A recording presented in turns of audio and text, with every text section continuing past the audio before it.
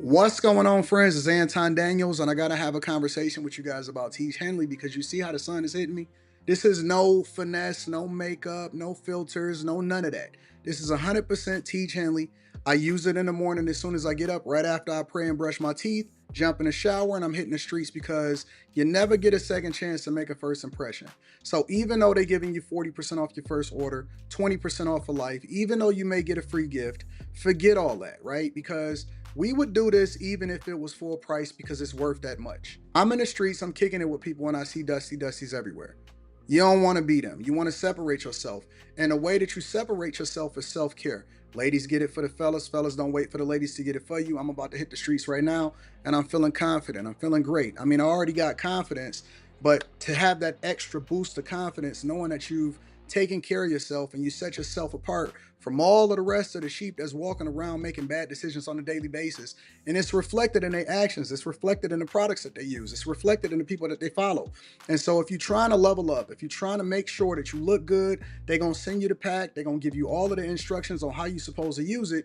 Then make sure you get your Tiege Hanley. Again, 40% off your first order, 20% off for life. Get your free gift. Make sure you tap in with your boy Anton Daniels because Unc is never going to lead you wrong. I would never have you use a product that I don't use myself. Again, they've been rocking with me for a long time. Make sure you get your Tiege Hanley. I love you. I appreciate you. I'm going to holler at you guys later.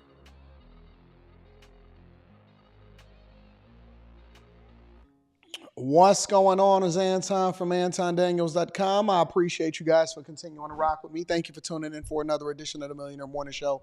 I am your host, Anton Daniels. It is Friday, October 18th, 2024, year of our Lord. It is a good day. I feel good. I may not sound as good as I feel, but I certainly feel as good as I look. You know what I'm saying? What up to my friends and family? I appreciate y'all. I love y'all. Hopefully y'all enjoyed after hours last night because that was awesome. We're going to be doing after hours tonight too. A couple different announcements. If you want to watch me on Dr. Phil, then download the Merit app, the Merit Plus app, MERIT.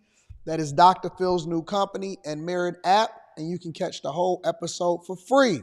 All right, that's number one. Number two, I will be on Hardly Initiated next week. So we're going back to back. All right, so we're going to do Hardly Initiated on Monday afternoon, and then we're going to be on Q Show that night. Might be a little bit late, but I'm definitely pulling up to the Q Show. And then I'm going to head over to Romania. I will be in Romania. So we working. And then I want y'all to get y'all tickets to come and kick it with me in Atlanta. We're going to be kicking it in Atlanta. We're going to run it up. We're going to take care of business. We're going to be getting to that bag. All right? So come and kick it with me in Atlanta. Get your tickets, discount code Anton, and in Detroit on December 14th. All right? Make sure y'all get y'all tickets. Make sure y'all get that Tiege pack. Tiege Hanley, 40% off your first order plus 20% off for life. And then tap into the Patreon. I got a Patreon exclusive video that's popping off this weekend. Don't nobody work harder than me. What's up, Jennifer? I'm happy. I will tell you that. I'm happy. So, similar to how we did the show the other day, yesterday, where we basically went over Kamala Harris, except we had a condensed interview because we realized that she had got there 15 minutes late and that her staffers was trying to wave off Brett Bauer to get him up out of there because they didn't want him to continue to ask those hard questions. We're going to do the same thing with Trump, except for Trump today, we're going to be focusing 100% on economic policy. So he recently pulled up to Bloomberg and he did over an hour of an interview. And so we want to go through that the entire time right after we do quick hits. So that is what we're going to be focusing on in this election season. We want to understand everything with regard to tariffs, his position on China, Putin, Google, immigration, everything. We want to hear what Trump's perspective is. I have not watched it yet, and so I saved it because I wanted to review it this week, and we're definitely going to be checking that out today, all right? So, yeah, man, we're going to get it popping. We running it up, and we taking care of business. How y'all feel today? Since I'm 2 hours away, I may drop in the ATL. What you waiting on? Get your tickets. You know what I'm saying? Come and kick it with your boy. A. Wyatt, what up, A. Wyatt? I appreciate you for the Cash App. Thank you, my friend, for holding me down. Mocha latte. Mocha. Okay, I like the way you look. Yeah, I like my chocolate lattes. I like them all. I like everybody that like me. I love everybody that like me. Shout out to ESDC in the building. Shout out to ESDC. I appreciate you. And then my dog, Mike that dude, always hold me down. Thank you, Mike that dude. I appreciate you also.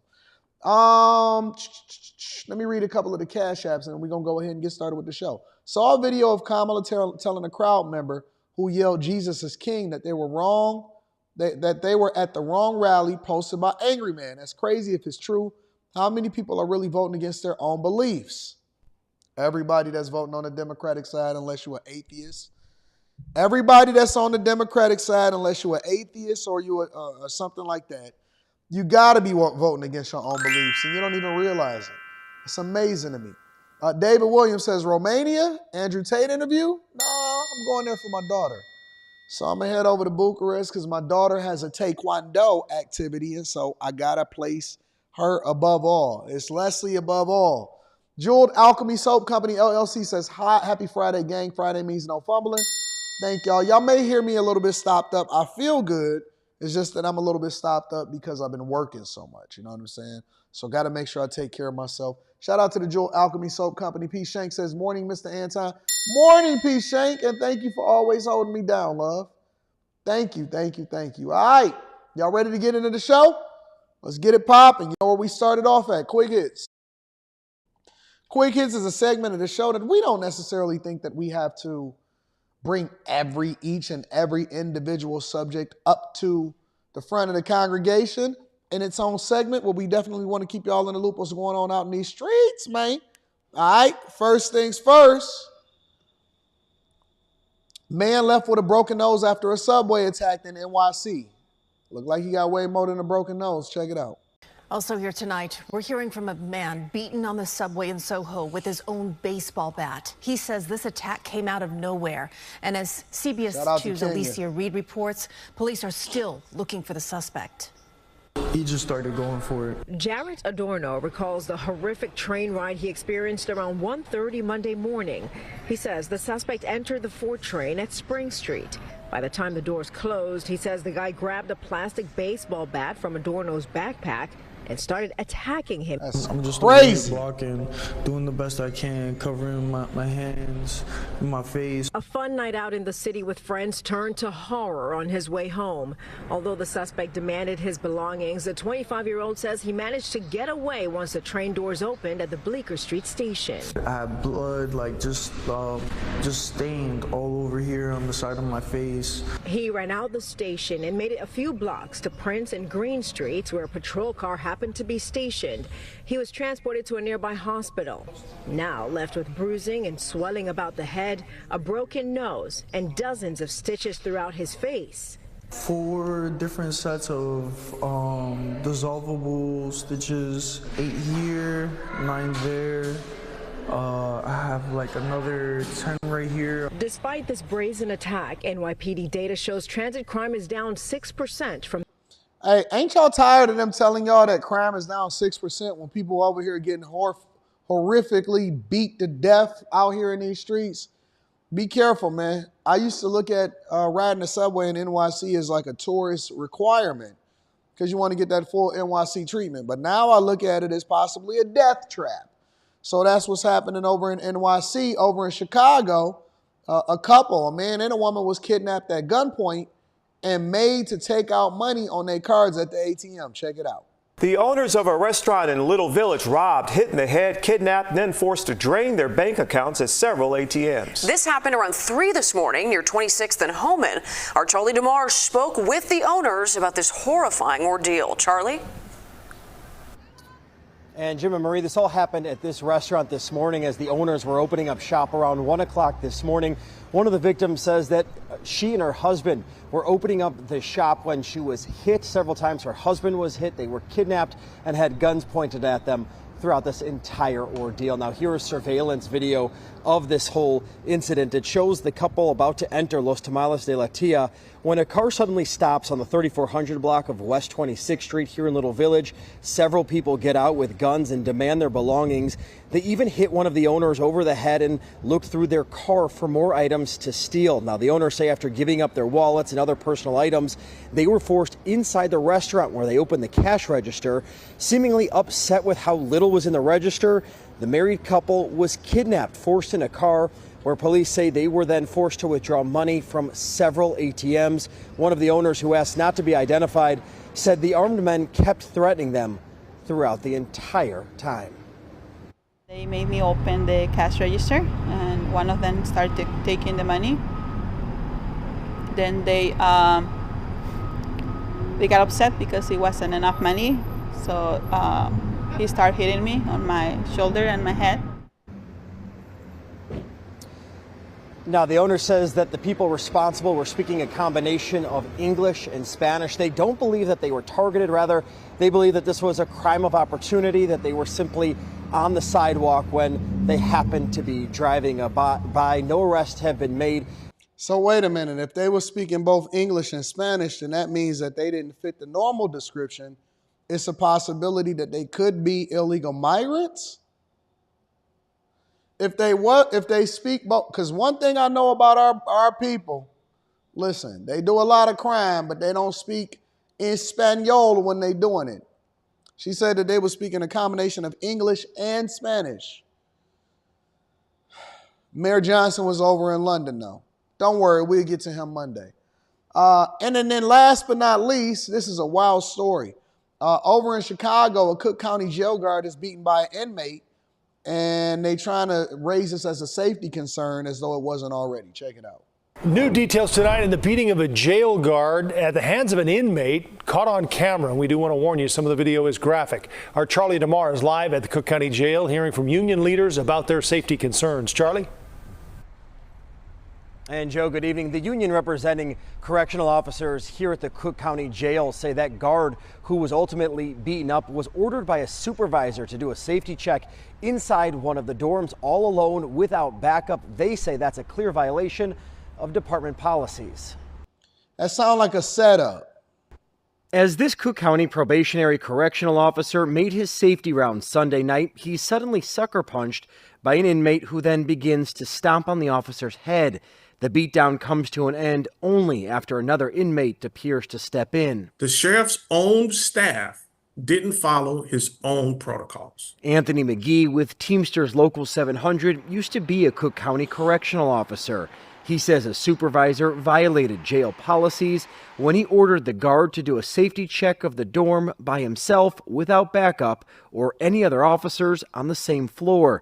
The surveillance video was provided by the union. The supervisor could have simply left the building that they were in from the comforts of their own office, walked over there and served as backup for this officer. They chose not to do that. After the incident, the union says 911 was never called, and the recently hired guard waited for hours before he was seen at the jail medical facility. Fair to say you believe that this incident could have been avoided altogether? Absolutely. The Cook County Sheriff's Office says we are thankful our officer was not severely injured and was able to walk away from this incident. Individuals in custody who attack our staff will be prosecuted. Malik Daniel was charged for the beating, now faced with aggravated battery to a peace officer, the same charges the 28-year-old was being held on. A mistake like that clearly could be detrimental to one's ability to go home to their family.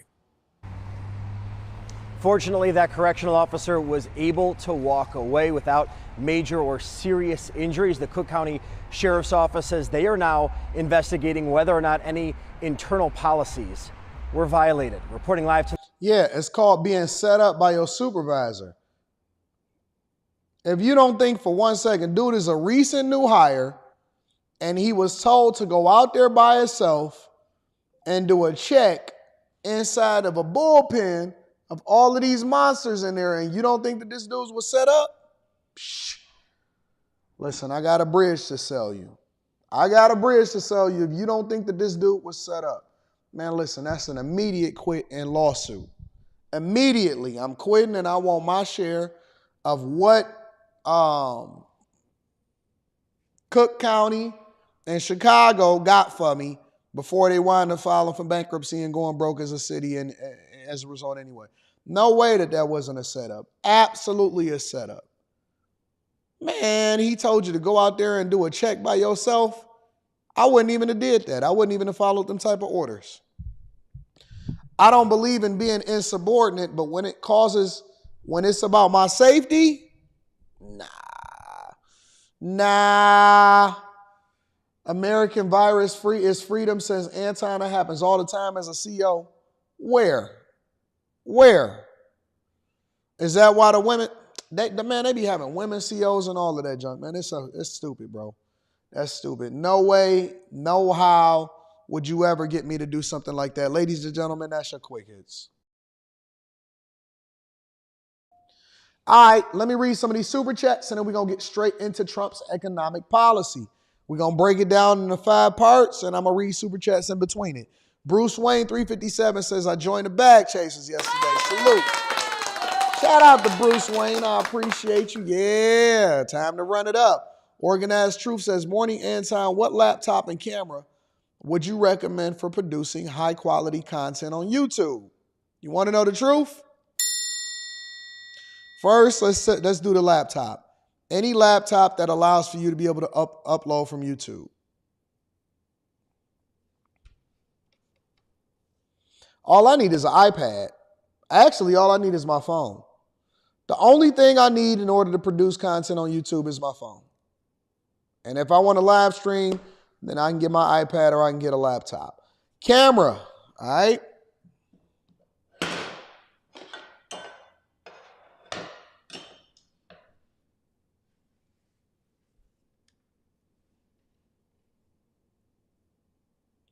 Any smartphone camera. Any smartphone camera. When I do my vlogs in the morning, when I do my live streams on after hours and all of that stuff, when you see me popping up on camera on Monday night show, it's all the camera that I need. Today, in 2024, I used to, when I was vlogging before, all the way up until now, this is all the camera that you need. A lot of these people think that y'all need all of this super high equipment, that you got to go and spend a whole bunch of money on some vlogging cameras and stuff. Man, that junk is a finesse, bro. That is a finesse, bro. Somebody said, what can the bag chasers do for my business? What can you do for your own business? We're not there to fix your business. We're there to give you some insight on how, you know what I'm saying, on how you can level up. That's it. That's all I use today in 2024. Now I'm in a studio, so I've created my studio to where it'd be easier for us to be able to work, create high quality content and all of that stuff. But 90% of the time, this is what I do. I throw this in there. I get a DJI gimbal, the Osmo. I think that's what it's called, that DJI Osmo gimbal. I throw this in there to stabilize the camera. Sometimes I don't even have it on me and I be talking like this. What's going on? Is Anton from AntonDaniels.com. I appreciate y'all for continuing to rock with me. I take a selfie, upload that junk, throw in my tags, put that cover photo on there and get it popping, bro. That's all I do. That's what I use. So, you know, you get that good sunlight, get you a different background as far as like where you vlogging and stuff at, and put it out there, man. A lot of people waiting for all of this stuff. They think you got to spend all of this money. No, you grow into the stuff that you want to use. You know what I'm saying? So that's what I use personally. Luis Ramirez says, if China decides to invade Taiwan and the U.S. is able to hold them off while simultaneously funding Ukraine, Israel, and Taiwan, unfortunately, what would that say about the U.S.? Thoughts? That we participating in too many things that we're not supposed to be involved in. Little Black Duck in the building says, pro tip, if you ever forced to use your pen, that the ATM entering numbers backwards will alert the police in real time. I can't even think that fast. You know what I'm saying? I was just about to say, I was just about to say my PIN number out loud. Make sure y'all hit a like for the algorithm, subscribe to the channel, and turn on your notifications. All right, y'all, let's get it popping. Let's go into Trump. So, Trump recently pulled up to Bloomberg and he did an hour-long interview. Now, we know that Kamala Harris is not willing to do an hour-long interview. How do we know that? Because she's never done an hour-long interview. And so they limit her talking points so that she can spew her word salad. And then what that does is it allows for you to have a minimal amount of time to ask quick questions so she can hit the same talking points and act like she's giving y'all some different insight. That's why the Fox News interview hit differently. But Trump has allotted for his time to be used effectively to be asked questions, including here on Bloomberg. So that's what I want to focus the majority of the show on today. I want to focus the entire show on what happened on Bloomberg, and I want to get into the full interview, and I want to break it down into several different parts, all right?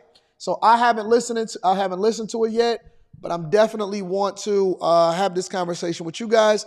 Again, make sure y'all hit a like for the algorithm, subscribe to the channel, and turn on your notifications. And let's rock. Thank you. Thank you, Jeff. Thank you. Thank you, Claire. Thank you, the Economic Club of Chicago. Thank you, David, particularly. I want to say two things at the beginning. The first is just for the record and for those people watching on television, the Economic Club of Chicago and Bloomberg both invited Vice President Harris to a similar interview about her economic plans that she has declined so far. And second, just to set some parameters about this interview, which I was just discussing with President Trump, we're going to focus on business and the economy. And that's partly because this is a business audience, but it's also because voters insist that the economy is the main issue that matters when they vote. So on that note, let me invite onto the stage President Trump.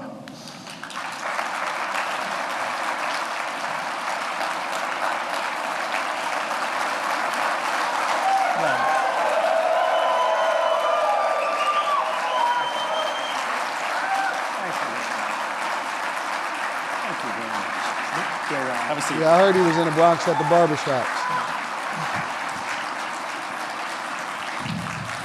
I like that crowd. That's a nice group of people. Thank you very much. Standing ovation. Thank you. President Trump, thank you for doing this, as we said. And you heard the reception there. The business people of Chicago, like everywhere else, they like a lot of the things you want to do in terms of tax cuts and some of the spending proposals. But like many business people, what they're often worried about is the cost. And the Committee for a Responsible Federal Budget, which is a bipartisan outfit, put out some predictions the other day. If you add up all the promises you've made, and your plans would add $7.5 trillion to the debt. That's more than twice the total for Vice President Harris. You're on course to push up debt up to 150% of GDP. You know, this is a very business-like audience. Yeah. Why should they trust you with that? Because we're about growth. She's got no growth whatsoever, and we're all about growth. We're going to bring companies back to our country. You look at even today, as I was driving over, I see these empty, old, beautiful, like steel mills and factories that are empty and falling down. Some have been converted to senior citizens' homes, but that's not going to do the trick. And we're going to bring the companies back. We're going to lower taxes still further for companies that are going to make their product in the USA.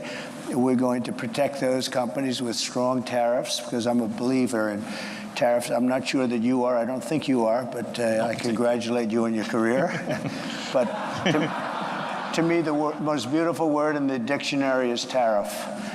And it's my favorite word. It needs a public relations firm to help it, but to me, it's the most beautiful word in the dictionary. Tariffs, do you think that will bring in the revenues? To use another bipartisan group, Peterson Institute, they say they only bring in $200 billion. That is that's barely the cost of two of your promises. Yeah, but that's like, for what company are you talking about, okay? Look, I brought in with tariffs, and I was just getting started. Then COVID came, and we had because I tell you what, I did a very good job in COVID. Nobody knew what the hell it was. I call it the China virus because I like being a little more accurate. But when that came, but We got hundreds of billions of dollars just from China alone, and I hadn't even started yet. But tariffs are two things, if you look at it. Number one is for protection of the companies that we have here and the new companies that will move in, because we're going to have thousands of companies coming into this country. We're going to grow it like it's never grown before, and we're going to protect them when they come in, because we're not going to have somebody undercut them. And I could give you an example of this if you want. Would you like me to? Because it just Give me a quick example, and I will come back. I just found out about it. So I've been talking about for the last year about Detroit and how horribly it has been. You know, it's just horrible, because we've been talking about Detroit's coming back for 40 years, and it's never come back. And it's very dependent on the car industry. Well, they've lost 60% of the business over a long period of time. And what happened is I found out a friend of mine builds auto plants. That's all he does. He builds auto plants. That's what he... Before we get into this, I'm glad that he doubled down again for a couple different reasons. Even though I live in Detroit and I decided to stay here because I see an opportunity for growth, and we've been growing and we've been making a lot of money, but we haven't grown as fast as we've lost the jobs and the economic opportunities, specifically under Jennifer Granholm, who is now the right-hand person to Biden. And often at times you can see former Governor Jennifer Granholm next to Biden and his cabinet and his administration. And she was one of the people that shepherded in and allowed for Clinton and Bush and all of these people to come in and absolutely destroy Michigan economy at that time. And so I don't look at it for two reasons as a negative thing, as far as him calling out what's happened and how our jobs had been decimated over a period of time, especially the manufacturing industry, because at one point, Detroit was practically the New York of the United States of America. It was a place where you went and got all of the jobs. Now, because you've seen what happened with Clinton as far as them outsourcing and allowing for foreign companies to come over here and then take and poach all of our jobs while at the same time pushing all of the manufacturing outside of the United States of America, what it did was it decimated an industry. It decimated the steel industry. It definitely decimated the automotive industry. And it decimated manufacturing, which ultimately led to companies killing other companies, because the manufacturing industry abroad was decimated. And all of the companies and the restaurants and the businesses and the small businesses on top of that suffered. And the beautiful thing about what Trump is saying is he's saying, listen, even though you guys are evolving, you still haven't grown. Not to the point to where you should be, because you should be a world-class city. Here's the beautiful thing about it. And this is what I like about him, he didn't back down from it. He addressed it accordingly. He said, this is the problem. It's the same thing that he did back in 2015, 2016. He said, look, y'all schools is jacked up. HBCUs bombed. Black communities absolutely destroyed. You want to continue to do what y'all been doing for the last 50 years, or you want to see what we can do? It's the same thing that he said as far as using the city as an example. But Kamala will switch and she'll flip-flop and say, fracking, no fracking. You see what I'm saying? And so he doubled down, and now he's adding the context. And I like that, because that's the definition of masculinity, and that's not pandering for a vote. And it's telling the truth and addressing a real problem. Let's continue. He's good at, he doesn't want to build an apartment. All he wants to build is, and he builds the biggest in the world. And for the last year and a half, if anybody's heard me speak, I was talking about Mexico as a tremendous challenge for us right now, tremendous. China is building massive auto plants in Mexico. And they're going to build them, and they're going to take those cars and sell them into the United States. They're very near the border, and they're going to have all the advantages and none of the disadvantages. And that's going to be the end of Michigan. It's going to be the end of, frankly, South Carolina. Going to be the end of everything. So I've been talking about this, and I said to him about 9 months ago, I said, you know what? I want you to do me a favor, John. His name is John. I don't want to give his last name because he might not like it. But I said, I want to see an auto plant. I want to go and see one of these. You know, you press a button and everything works, right? I want to see one of the big ones. He said, all right, good. I said, where do we go? I'd like to go to Michigan. I'd like to go to someplace in the United States. He said, no, we can't do that. Why? We're not building anything big in the United States. That's not where we don't build the big ones here. I said, where are you building the biggest ones? He said, in Mexico. We're building giant plants, the biggest plants anywhere in the world. In Mexico, I said, so you mean they're going to make cars cheaply? They have advantages over. Somebody said Trump is capping. No, he's not. He's absolutely not. Listen, if you want an example of it, all you got to do is look at what's happening with Stellantis and Chrysler and Dodge. When those UAW contracts hit, immediately they started building plants in Mexico.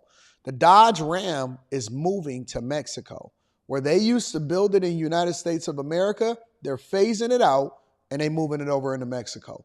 BYD, Build Your Dreams, is partly funded by China and Warren Buffett. Warren Buffett and Charlie Munger were some of the biggest investors in BYD, which is an electric automaker who is taking over the world, and they're flooding different markets all over the world except for the United States of America with their product. And what Trump is telling you is 100% real. But see, y'all not going to realize it. Y'all not going to catch it until it's over with. Until you have no job, and then you have to basically be on socialism, and you have to get a check every month, a standard ass check, because nobody can work every month, and they completely flood the market, sell all your money, sell a cars to y'all, take all y'all money, because it then coincides and it aligns with the infrastructure deal that Biden is pushing through. And then they're going to sell it to y'all. The Democratic Party is going to sell it to y'all in the form of, look, y'all, prices is cheaper. But y'all don't realize they basically taking away your jobs. So what's the point of something being cheaper if you can't afford it because you don't have a job to work in the first place? Why would you sell out the American manufacturers for Chinese products like we've been doing for the last 40 years and think that something is going to benefit you? It's not. He's 100% telling you what is going to happen to you if you continue to support this bad agenda that's not going to be best for you. And then they got 80,000 new IRS agents to make sure that they go and audit your Cash App. Can't even do hair. Most hairdressers is now taking cash now because they don't want to do the Cash App because they don't want to make anything over $600. It's a fact. All of the plants, they're about to shut Chrysler down. Right up there in Auburn Hills, right in Michigan. I talked to the different people. I have relatives that work at the Chrysler plants that's shuttered right now. They're not making no products, but they building all of them plants over there in Mexico. So stupid, man. Yep, you know about it, DJ Ace. You aware? People, because they don't like him, they will spite their own face. Cut off their nose to spite their face and kill their own opportunities because they don't like him and they want to vote based off of identity politics. It's amazing to me, bro. Labor and other things, and they're going to sell them into the United States, and they're going to put Michigan out of business. Is that what? I don't know anything about that. All I do is build the plants. If you want to see a plant, we'll go to Mexico. I'll show you the biggest plant in the world. That was 9 months ago. I saw him, and I talked about it all the time because I think it's a serious threat to our country, because not only autos, but other things. So then I see him. 2 days ago, I was talking at another club, very nice club, and like this, except, I don't know, I think you people are probably even wealthier, okay? This was in Detroit, okay, which was appropriate. And I was showing them all sorts of charts about how their car, it's just gone down, it's like terrible. And I saw him, and I said, oh, how are you doing? How have you been? I said, could I ask you, how are those plants that you mentioned, those giant plants that you're building in Mexico, how is that coming along? Have you finished them? No, sir. They abandoned the project when they heard you're running. They abandoned the project when they saw that you were winning and doing well. I said, well, all the same. Because I told them, and I said it publicly, they're not going to sell one car into the United States. I said, if I run this country, if I'm going to be president of this country, I'm going to put a 100, 200, 2,000% tariff. They're not going to sell one car into the United States because we're not going to destroy our country because I know you're an anti-tariff guy, but I'm the exact opposite. If I had, there was no. I love this. And he's clear, he's concise, he's telling you exactly what he's standing for and what he's going to do, and he's explaining it to you to where you will absolutely understand it, and he's using real examples. This is a person that understands economics, understands policy, understands tariffs, understand the world market. And it's funny because Chinese won't even let you come into their country and do business unless you actually pour into their economy and you partner with a Chinese company to where they then steal your proprietary technology and then they push you out. It's a fact. You have to partner with one of them in order to do business with them, but you can come over here and do whatever it is that you want to do when you want to do it. Tell me how that's fair. No other way I could have stopped them other than, what am I going to do, negotiate with Mexico, with China? You're not going to get anything from that. I said I'm going to put a 100, 200, or 300. I'm going to put the highest tariff in history, meaning I'm going to stop them from ever selling a car into the United States. So I just see the guy by accident. I see him. He says, sir, they've abandoned those. And by the way, they built foundations. They were really rocking. They were going to do it. They thought that I was going to win, or maybe they're just holding off. I tell you this. If I don't win, those factories are going to wipe out this country. They're the biggest factories ever built for cars. They're going to wipe out our country. If she wins, and she doesn't know what the hell she's doing. If she wins, she's not going to be thinking about, I couldn't, every speech I made having to do with cars, but every speech I made having to do with tariffs, I'd mentioned that our country is being threatened by Mexico. Now, all of those things, beyond even the car companies, all of those things are now dead. They're dead. I asked him, will they start? Probably not. They're dead as a doornail. If she gets in, it'll start up again. President Trump, I let you give your example. No, you talked a lot about tariffs. You look at the American economy, 40 million jobs rely on trade. It accounts for 27% of GDP. Okay. If you cut that off, that's also going to have an effect on many, many business people here. Yeah. Tariffs also have another side. Isn't that something that you have to acknowledge? No. You could be plunging America into the biggest trade war since Smoot-Hawley. But there are no tariffs. You're going to stop. There are tariffs already at the moment. There are no tariffs. All you have to do is build your plant in the United States, and you don't have any tariffs. But people, a lot of places like this, there are a lot of jobs that rely on foreigners coming here. You're going to basically stop trade with China. You're talking about 60% tariffs on that. You're talking, as you said, 100, 200% on things you don't really like. You're also talking about 10, 20% tariffs on the rest of the world. That is going to have a serious effect on the overall economy. And yes, you're going to find some people who will gain from individual tariffs. The overall effect could be massive in terms of the economy. I agree it's going to have a massive effect, positive effect. It's going to be a positive, not a negative. Well, let me just tell you. Let me tell you. I know how committed you are to this, and it must be hard for you to, spend 25 years talking about tariffs as being negative, and then have somebody explain to you that you're totally wrong. It'll have a negative. It will have. I'll go a step further. 40 if million, you don't 40 do million, this, President Trump, 40 no million jobs is a lot of jobs to rely on trade. They're all coming back. Those are 40 million jobs. Those are 40 million jobs in America that rely on trade. Are you ready? John Deere, great company.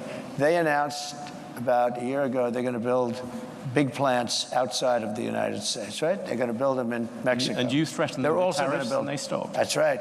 I said, if John Deere builds those plants and not selling anything into the United States, they just announced yesterday they're probably not going to build the plants, okay? I kept the jobs here, and I'll keep them. John Deere will stay here.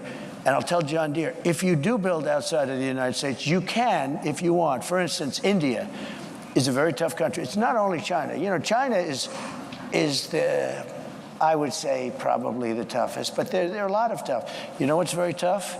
European Union. Our beautiful European countries, wonderful, wonderful. If you add them up, they're almost the size of us. They treat us so badly. We have a deficit. I said to Angela Merkel when she was there, she's not there anymore, I wonder why, but when she was there, I said, Angela, how many Chevrolets do we have in Berlin? Why, Donald, you have none. He said, that's right. How many Fords do we have in Frankfurt? I don't know, none. I said, that's right. You know how many cars we have? Mercedes-Benz, BMW, and all of the different Volkswagen, millions and millions of cars. And then I said farm products. They don't want our farm products. They don't want anything from us. We have deficits that are crazy, and we're not going to have them anymore. We're going to put tariffs on them, and they're going to do, and you know what they can do? The Mercedes-Benz will start building in the United States, and they have a little bit, but you know what they really are? assembly, like in South Carolina. But they build everything in Germany, and then they assemble it here. They get away with murder because they say, oh, yes, we're building cars. They don't build cars. They take them out of a box and they assemble them. We could have our child do it. Can we come back? Nope, he's 100% right. And I'm very thankful that he is willing to just have the uncomfortable conversation. If you look at any...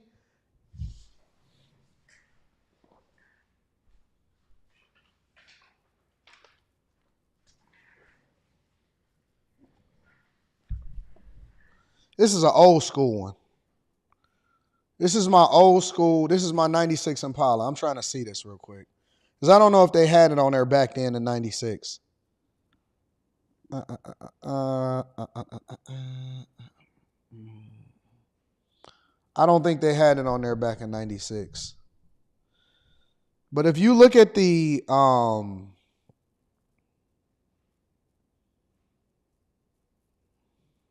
if you look at the sheets, a lot of times, it'll tell you exactly how many parts is actually from the United States of America and how many are from foreign countries. And then it'll say assembled here in the United States of America. The majority of the parts, or the majority of every single thing, whether it's an iPhone, all the way up until a car that you buy, all the way up until the majority of the materials in your house that you use, whether it's lumber, the locks, the cameras, the flooring, most of that stuff is coming from outside of the United States of America. Most of that stuff is coming from outside of the United States of America. And if you look at the sheet, you know, I got the old school one right here, but if you look at the sheet, it'll tell you, hey, listen, this amount of parts is coming from this but it's assembled in South Carolina. And he's right. Even though you say, okay, well, Mercedes-Benz have a plant here, Mercedes-Benz have an assembly plant here. They don't have a stamping plant. They don't have manufacturing facilities. They don't make parts here. They don't source stuff from here. They make it everywhere else. Everywhere else, and then they assemble it here. Then they say, oh, no, we making parts here. A lot of the cars, when I ordered my 911, they made it all the way over there, and then they shipped it over here, and then you just had to pay a premium for it. It's just the facts. And we are operating at a trade deficit from the majority of these companies just to say, oh, no, we're going to preserve it. No, we need to create jobs here. And people don't want to go through it. They don't want to figure it out. They don't want to have it. None of that stuff. They don't. They absolutely don't. And so if we want to build a better future for our children, if we want America to be strong and safe, if we don't want to continue to operate at a trade deficit, at some point, because tariffs was also supposed to be things that supplemented and prevented us from having to pay an extraordinary amount of money in taxes. But people don't understand the history of this country, and they don't understand how these presidents that came before you sold us out. And they sold our futures in order to get some extra money in their pockets back then, and it absolutely ruined America, and it's put us in this position right now. But we still are one of the biggest and the strongest and the most prosperous nation on the face of this earth. And we need somebody like a Trump to come in and do things the way that he said that he's going to do them. Otherwise, you're going to see every single job go over to China, Mexico, and we're not even going to assemble them here no more. Because we sold out. We absolutely sold out. First part, we're going to come back to it. Let me read some of these super chats, and then we're going to come back into the show. All right? Keelan Murray says, 2 a.m. gym and work. I love what I do at work, trucking, but listening to the greatest show in the morning makes the day go by better. Great info every day. Keep it up, Anton. Thank you, my friend, and shout out to you for the grind. Keyshawn White says, Trump said Van Jones cried to him and thanked him. Van Jones always crying. The Gaztown Lifestyle says, Anton, what German cars cause Trump mentioned? Anton, what about German's cars? Because Trump mentioned South Carolina. He just explained it for you. Now you ain't got to worry about it. He explained it for you. Darren Walker says he's right about tariffs. I'm in electrical design for oil and gas. Biden placed an anti-dump duty tariff on China back in May, which was a 380% tax when I was going to buy aluminum, so I had to find a company that's domestic. Bring back American companies. Trump Gemini gang in the building. Shout out to Dark 80s, man. Ken J says, Anton, have you heard about the Trans-Panama Gateway Pipeline project? Could be a game changer. I have. I'm not sure if people are interested in talking about that. David Simpson Jr. says, made and assembled in America. Boy, I ain't seen that in so long. I don't know if I've seen that in my lifetime. Toyota has plants in the U.S. The Camry, Avalon, Venza, Tundra, and Tacomas are U.S. made. They employ Americans to build those cars. They would not pay tariffs. They are a Japanese car made in the USA. We need the parts sourced from and made here in the United States of America, not just assembled. Because it's the difference between the parts being manufactured. Let's get made out of the USA out of there, all right? Assembled and manufactured in the United States of America is what I want to see. Assembled and manufactured. Patrina John says, can you please look into Bevelyn Beatty Williams turned herself into federal prison? Who was that? I don't know who that is. Bryant, built in the USA, manufactured and designed and assembled in the USA. And he says, too many people focus on the price and ignore the value. Cartier 82 says, you are correct. I bought my 2001 Chevy Cavalier off the lot, only 12 miles, and it told me where it was assembled at. Yep. Levite Apparel is in the building, says, Anton, you are right. When I was purchasing equipment for the shirt, for the t-shirt, I waited 3 years for Lee to leave the U.S. contract, make his version machines, and got it 70% less. New inflation was coming prepared. Magnastar says, Toyota Tundra, Sequoia, and 4Runner, which one would y'all get? None. Ford F-150, Chevy Silverado, baby. Put the wide body kit on that jailbreak AD. Nah, I'm leaving it. I'm not putting the wide body kit. I like it the way it is. I was looking at it the other day and I was like, man. Yo, AD, it's amazingly vast difference in a Cam interview versus a Trump interview. Like, you never hear her speak to anything in depth about economics, let alone manufacturing, like Trump does. Because she don't know nothing about business. Nothing about business. Make sure y'all hit a like for the algorithm, subscribe to the channel, and turn on your notifications. Bob Brown also says, could you imagine her trying to have this conversation on this platform? She'll never pull up to that. No wonder she declined the interview with Bloomberg. She'll never pull up to that. Ever. Under no circumstances. All right, y'all. Let's get back into it. All right, part 2 of the Trump interview with Bloomberg. Let's go where we left off. Let's hit, I think it was like 12 minutes, right? 10, 12 minutes. Let's see what we got. I said farm products. You know, they don't want our farm. Germany, and then they assemble it here. They get away with murder because they say, oh, yes, we're building cars. They don't build cars. They take them out of a box and they assemble them. We could have our child do it. Can we come back? Let's come back to the Europeans in a second. What about consumers? People out there. They're going to be the biggest beneficiaries. Yeah, critics say your tariffs will end up being like a national sales tax. Nope. Because if you have America at the moment has $3 trillion worth of imports. You're going to add tariffs to every single one of them. That is going to push up the cost for all those people who want to buy foreign goods. Now, what's going to happen? That is just simple mathematics, President Trump. It's not. Yeah, it is, but not the way you figure it. I was always very good at mathematics. Yes. Let me tell you, you're saying $3 trillion. That's $3 trillion worth of imports. And they don't have to pay. And the higher the tariff, the more likely it is to have them come into the country. The higher the tariff, the more you're going to put on the value of that piece, those goods, the higher people are going to have to pay in shops. Ready? The higher the tariff, the more likely it is that the company will come into the United States and build a factory in the United States so it doesn't have to pay the tariff. That will take many, as you know, that will take many years. In fact, I'll tell you, you know, there's another theory is that the tariff, you make it so high, so horrible, so obnoxious that they'll come right away.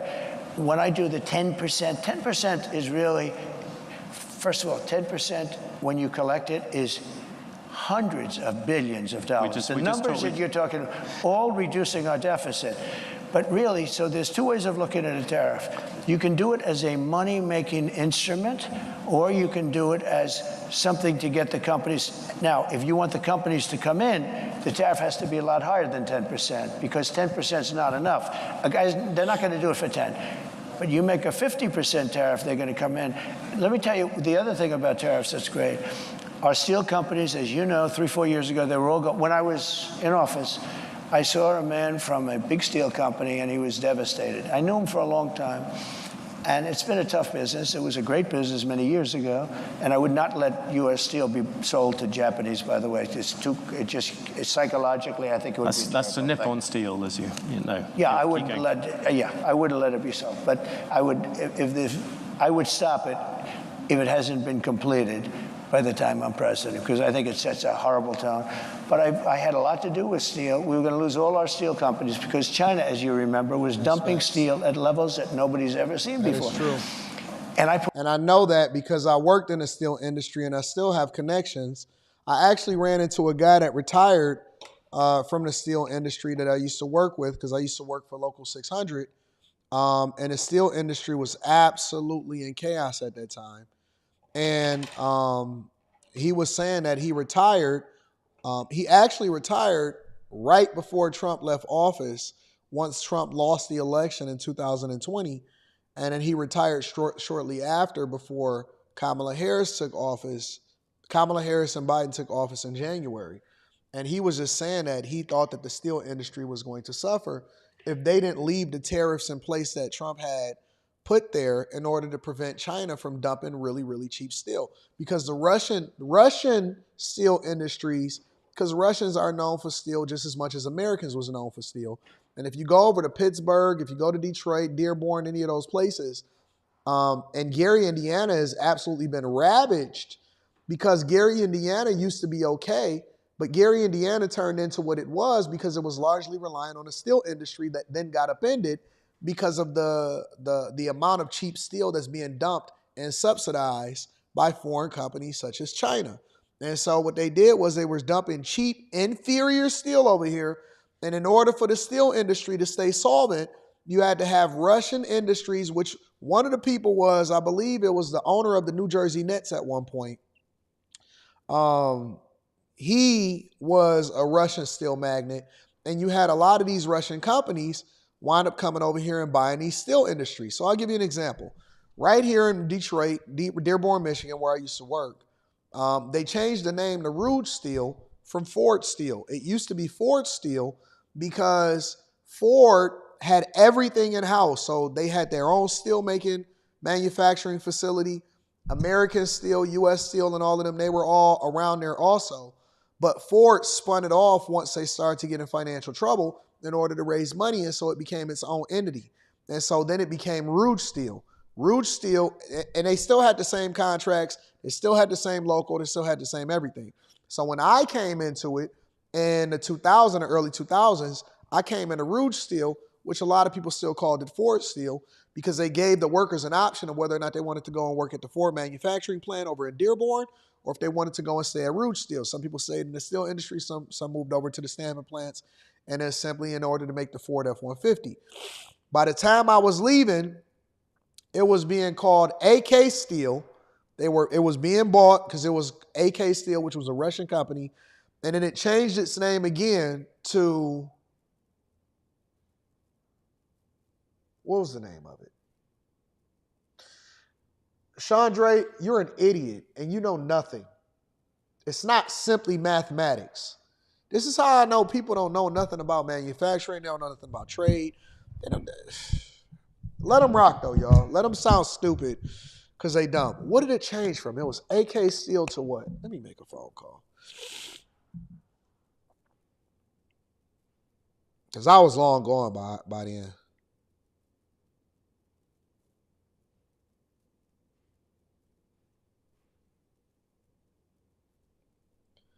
Something else.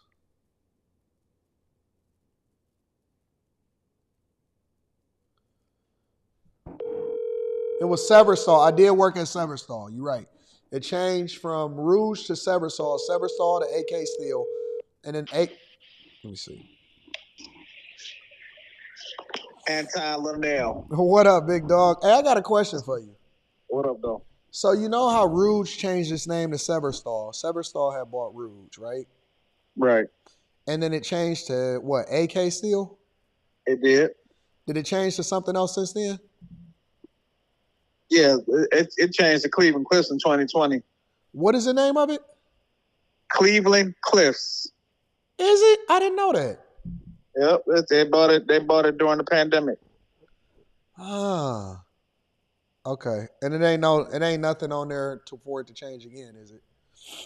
No, it's just Cleveland Cliffs. You know, Cleveland Cliffs own almost everything now. Yeah, that's crazy. Do y'all fear anything about what's happening in the steel industry right now, or is everything just stable? You said what now? I said, do y'all fear anything that's happening in the steel industry, or is everything just stable? No, it's slow. Is it? Yep. It's we slowing down for a minute. They're laying off the last 2 months of the year. Then we pick back up. They closing one of their other plants, but they predicted to pick up next year. But we coming in a little slower at the end of this year, though. Okay. All right, I'm gonna hit you back as soon as I jump off. All right, baby. All right, bye. I know a lot of different people that work in the steel industry. I know a lot of people that still work there. I'm still in contact. I'm not one of those people that turn Hollywood after I leave and then I become successful. Nope, I'm still really, really good friends, still got the same numbers. And he told you, he said, listen, man, no, we slow. They laying off. They anticipating that maybe they'll pick it back up next year, but everything is slow.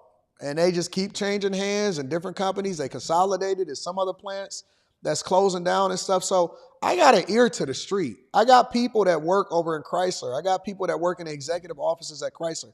I got people that work in Local 600 that tell me so on and so forth. And you know, when I look at this stuff, I don't just look at finance and economics in order to make an assessment on who I'm going to vote for. I'm looking at my friends and their ability to put their kids through college. I'm looking at how people that I know that live in certain areas are going to be affected by certain industries. So it's easy for a person like the host up there to sit up there and say, no, tariffs is bad. No, they're good because they save entire industries and entire jobs. And until you know people that are involved in it because you were a part of it, you don't know what it's like to lose everything because you are dependent on your job every single day. And they don't even know if the industry that they're in is going to be upended, but because you're not affected by it, it's easy for you to say weird things on here. But I'm telling you that it's people every single day that's worried about their jobs and they don't know what's going to happen. So when you got somebody that finally says, okay, well, America first, because see, when I get on here and I make my assessments or I do my vlogs in the morning, I check in with my people on what subject I'm going to talk about to confirm what I already believe and find out what's really happening in the streets. And they saying, no, man, we getting laid off. That plan is closing. They don't know if it's going to be based off of seniority. They don't know if these people going to get laid off at this plant, even though that plant is closing, because they're going to probably pull people that got more seniority over here, and then these people going to get kicked off. And then automation and stuff. I got people that work on the ports. I got people that work in the plants. I got people that work at GM. I got people that is switching over from the headquarters. I know people that work at Amazon and the headquarters, and they saying, hey, you got to come back into the office or you're going to get laid off, hoping that they got natural attrition. This economy over the last 3.5 years is torture. It's horrible. When they release these job numbers and they revise them a month later, down 800,000, they don't tell you the quality of the jobs and how many of them are government jobs or all of these other jobs. This administration is bad. It's horrible. They selling y'all out the same way that Clinton sold y'all out. Then you finally got somebody that's willing to get in there and say, hey, we're going to renegotiate again the North American Free Trade Agreement. We're going to have a conversation about these tariffs. We need to bring American jobs back. And it may be a little bit of things that I got to fix over the next couple of years that they messed up in the Kamala Harris-Biden administration.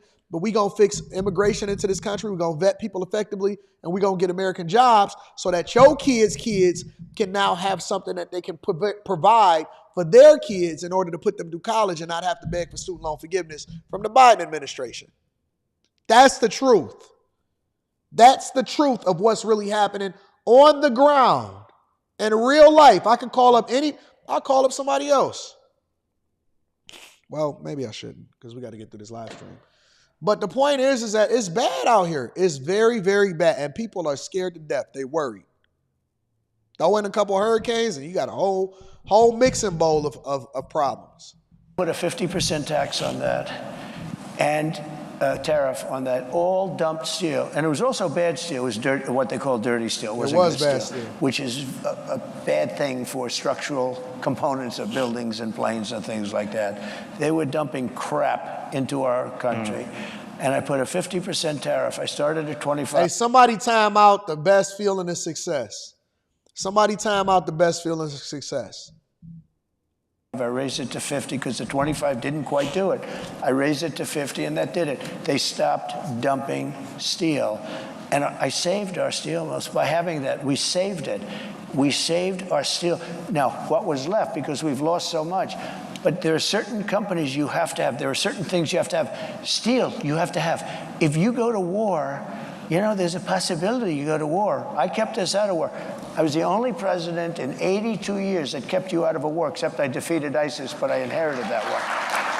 No wars. And by the way, and I think it's very important, you can go, you know, I call it the weave. You can call it, you have the weave as long as you end up in the right location at the end. But while we're talking about it, we have never been so close to World War III as we are right now, with what's going on in Ukraine and Russia and the Middle East. Well, let's. I had no wars in the whole world. Think of it. And I talked them out of wars. I talked plenty of countries out of wars. I had the whole world, other than ISIS, which I inherited.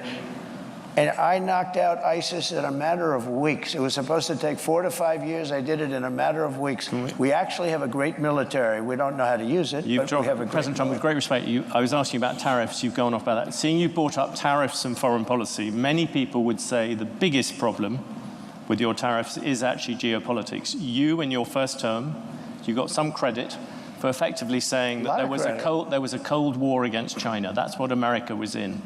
You look at the last Cold War against the Soviet Union, America won it in part because it rallied allies to it.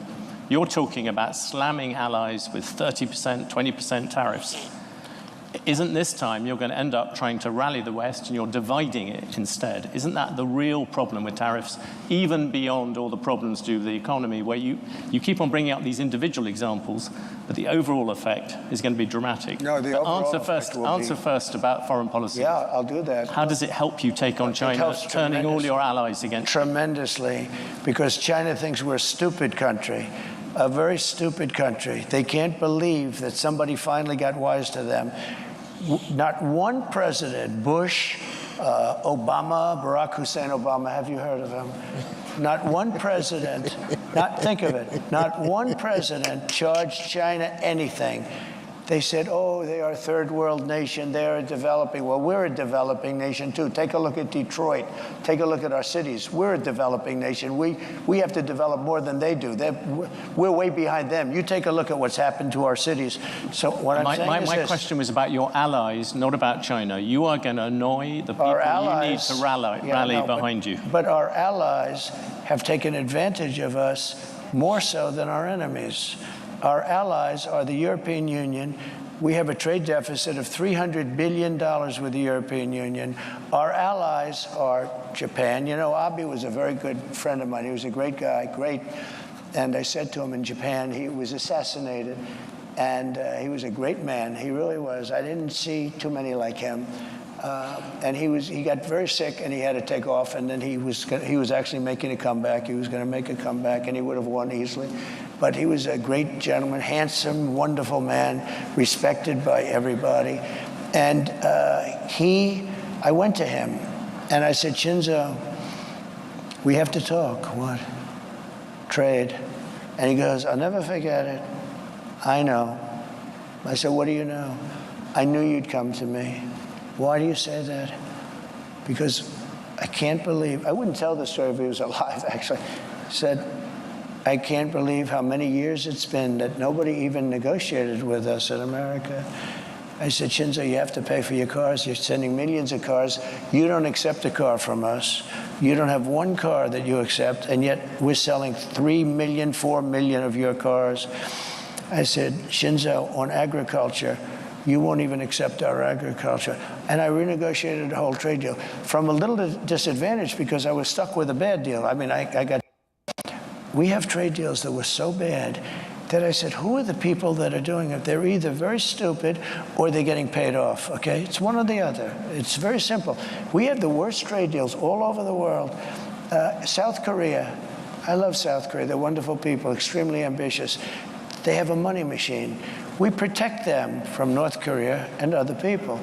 North Korea is very nuclear. I got along with him very well, Kim Jong-un. Yes. But wait, they don't pay us anything. And I said, this is crazy. If I didn't put tariffs on, you know, the motor companies, the car companies, they make most of their money at small trucks. I put tariffs on China, but I put 27.5%. Otherwise, we'd be flooded with Chinese cars, and all of our factories would close. We'd have no jobs at all in the auto industry. That goes for electric, by the way, which is a killer, which I've explained, and I don't think I have to bore anybody by talking about it. But I put tariffs on South Korea because they were sending in trucks, and I put tariffs on, fairly substantial tariffs. Do you know that our car companies make almost all of their money with the small trucks, SUVs and small trucks? And that is true, and he's 100% right on that also. That's why he's just telling facts. All he's doing is educating people on the facts. Why do you think that we stopped selling cars from American manufacturers inside of the United States of America? We don't make small cars no more. We don't make the Ford Taurus. Mercury completely went out of business. Saab was a part of GM. That went out of business. The Focus, we don't make that anymore. We don't make the Chevy Cruze, the car. It used to be a car. We don't make the Malibu. We don't make an Impala. We don't make anything inside of this. We don't make the Chrysler 300. We getting rid of Dodge, the Challenger, the Charger, unless it's going electric. We completely have gotten rid of small cars, and we've gotten out of the business. Even a Chevy Spark, all of those same things, we got rid of them because it's no longer affordable for us to sell it here because competitors are making it cheaper and just shipping it over here based off of cheap labor. He's 100% correct. If you guys, I took a trip over to Japan last year, but because I look at everything from a business lens and a business perspective, I understand it, right? So now, because manufacturers only make money off of SUVs and small SUVs and big trucks now, and even that has exploded because they're trying to fund research and development for the EV market now that Biden and Harris administration is mandating emissions and changes in that. And they don't even have the infrastructure to support it, but they're giving $7,500 per EV vehicle sold to incentivize y'all to adopt something that y'all don't even want. I went over to Japan last year and I started looking around because I was trying to understand, okay, listen, what foreign manufacturers have a stake in what's happening here in Japan? I seen 0 Fords, 0 Chevys, 0 Stellantis, none of that. Nothing. Everything over in Japan was made in Japan. That's a fact. Everything over there in Tokyo was made by people over in Japan. They supported their own. And a lot of their stuff wasn't even as advanced as us. They still had the K car, and they had these small little things and stuff like that. And the technology in it was fairly okay, but it was fairly Spartan. But Japanese people only was rocking with Japanese products. That's a fact. But we always want to be a part of what everybody else going on, but we don't really want to invest in ourselves. We always want to be what everybody else got going on, but we don't want to invest in ourselves. Y'all need to get around and travel. And when y'all go and travel, don't just travel to go and get box. Pay attention to what people are using, the products that they have, the food that they eat, the preservatives that's inside of the food, how it tastes different. Look at the cars that they use. Look at all of the different products that they selling. Look at the culture. Understand how they dress, where they get their garments from. All of this stuff will educate you, and it will make you a better content creator, a better conversationalist, and a better business person in society because you'll be cultured. You'll be able to have conversations with stuff outside of regular talking points that they talk about on the internet all the time. Let's continue. If I took those tariffs on, you would be inundated. Every car company would be out of business. And I got calls from Ford. I got calls from everybody saying, sir, I can't believe you're doing this for us. You saved our company. They make all their money with this. They make most of their money with the small truck and, you know, the SUVs. Many consumers ended up with more expensive cars. But let me just come at you on foreign policy. In order to fund the let's continue. You have a car company. You have said that Taiwan should pay for U.S. protection. And I'll be over in Romania next week. Multiple different places. Hey, somebody time out. We got no time for games today. Let me see. Where is they at? Somebody time out Christopher Mayberry. Time out Christopher Mayberry. Yeah. I ask because this morning you just mentioned North Korea. The Chinese army, literally as we speak, are engaged in rehearsals for a full naval blockade of Taiwan. So I suppose my question to you. Yeah. Okay, so we're going to get into that 2130. 2130, we'll come back after we read a few of the super chats. Yeah, y'all getting timed out today. No games. No games. There's a lot of not blocked, but just timed out. We not taking no shorts, no cuts. Terrell Denmark says made in the USA with Chinese parts. Shout out to Terrell Denmark. Annie Marie says prayers for you and your immune system. Thank you.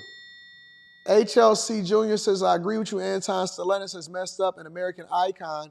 Even though I'm GM, I want America to thrive. By the way, great coaching call. Thank you, my friend. I appreciate you. Brian says, Bevelin Beatty was jailed for protesting abortion clinics, railroaded by some by the same NYC courts that charged Trump. Look into it. Okay, I'll check it out. Cody Marshall says, Trump know what he's talking about. Yeah, he know what he's talking about.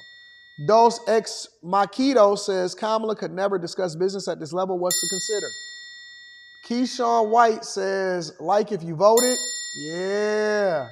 Albino says leg crossing European pinhead trying to scold him. Get real. Toyota Tundra entire supply chain is still from Indiana. Everything else is manufactured in San Antonio. Tundra is more American than the Ram. I agree with that. But Toyota sells more than just the Tundra here in the United States of America. K Studio says, hey, Anton, Trump is quite literally calling a bluff of these manufacturers. Why would you want to pay all those tariffs when you can build in America and get incentives in said negotiations? I agree. Beans and Greens says, emergency, I recommend pink lemonade or super orange, feel better, darling. Thank you. I appreciate you. I'm going to go get some tea after this, too. Jeanette Beauty TV says, Grand Rising King Anton from Los Angeles. I'm new here, but listening for about a year now. Love your content, Trump 2024. Thank you.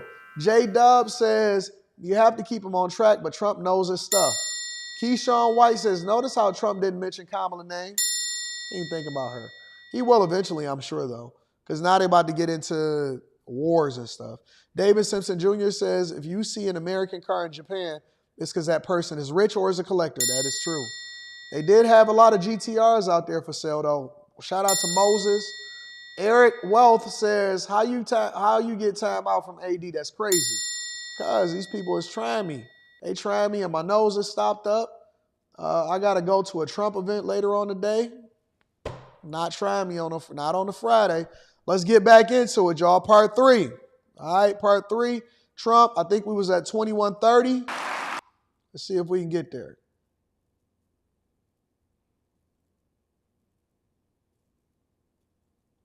So I suppose my question to you, if China invades Taiwan, would you send American troops to defend it? Well, the reason they're doing it now is they're not going to do it afterwards, okay? So it's, so they're doing it now. They want to do it China. Now, look, I had a very good relationship with President Xi, and a very good relationship with Putin, and a very good relationship with Kim Jong-un, who has a nuclear force that you won't even believe. And by the way, today it was announced for those that he just blew up the railroad going into South Korea. That means South Korea is now cut off from Russia and China and various other places. Cut off by rail. Mr. Trump, you just mentioned No, but Putin. these are big things. I have to mention them. Yeah, you just mentioned Putin, though, and this has been this controversy of the past week. Can you say yes or no whether you have talked to Vladimir Putin since you stopped being president? Well, I don't comment on that, but I will tell you that if I did, it's a smart thing. If I'm friendly with people, if I have a relationship with people, that's a good thing, not a bad thing. It's called diplomacy. Nobody wants to be in a forever war. Nobody wants to be in a forever war. It's called diplomacy. I'm going to read that Cash App shortly in the Super Chat. In terms of a country, he's got 2,000 nuclear weapons, and so do we.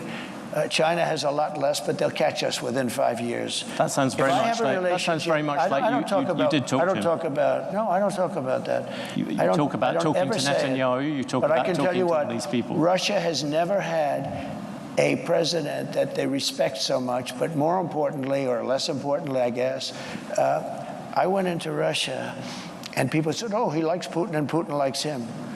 Let me tell you, the first thing I did was terminated Nord Stream 2. Nobody ever heard of Nord Stream 2. It's a pipeline from Russia to Germany and all over Europe.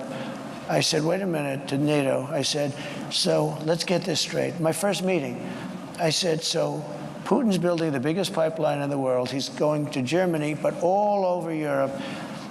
And you're paying him billions of dollars a year, billions of dollars a month. Germany's paying billions of dollars a month. And we're supposed to protect you against the guy that you're paying all this money to. So is there something wrong with my thinking? So he's building a pipeline to Germany, and we're spending, and by the way, until I got there, we were spending almost 100% for NATO because we had all these delinquent countries they weren't paying. When I got there, I said, you know what? And by the way, my biggest fan is Stoltenberg, just leaving, Secretary General of NATO. He said, when Bush came in, he made a speech and left. When Obama came in, he made a speech and left. When Trump came in, he made a speech and he said, let me see your books. And I found out in the books that nobody was paying. There were only 7 countries that were paying. We were supporting NATO. They screw us on trade so bad, the European nations.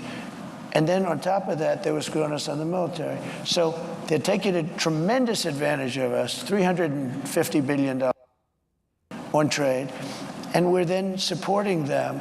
In other words, it's not sustainable. You can't keep doing this. You can't have that, China, all of these countries.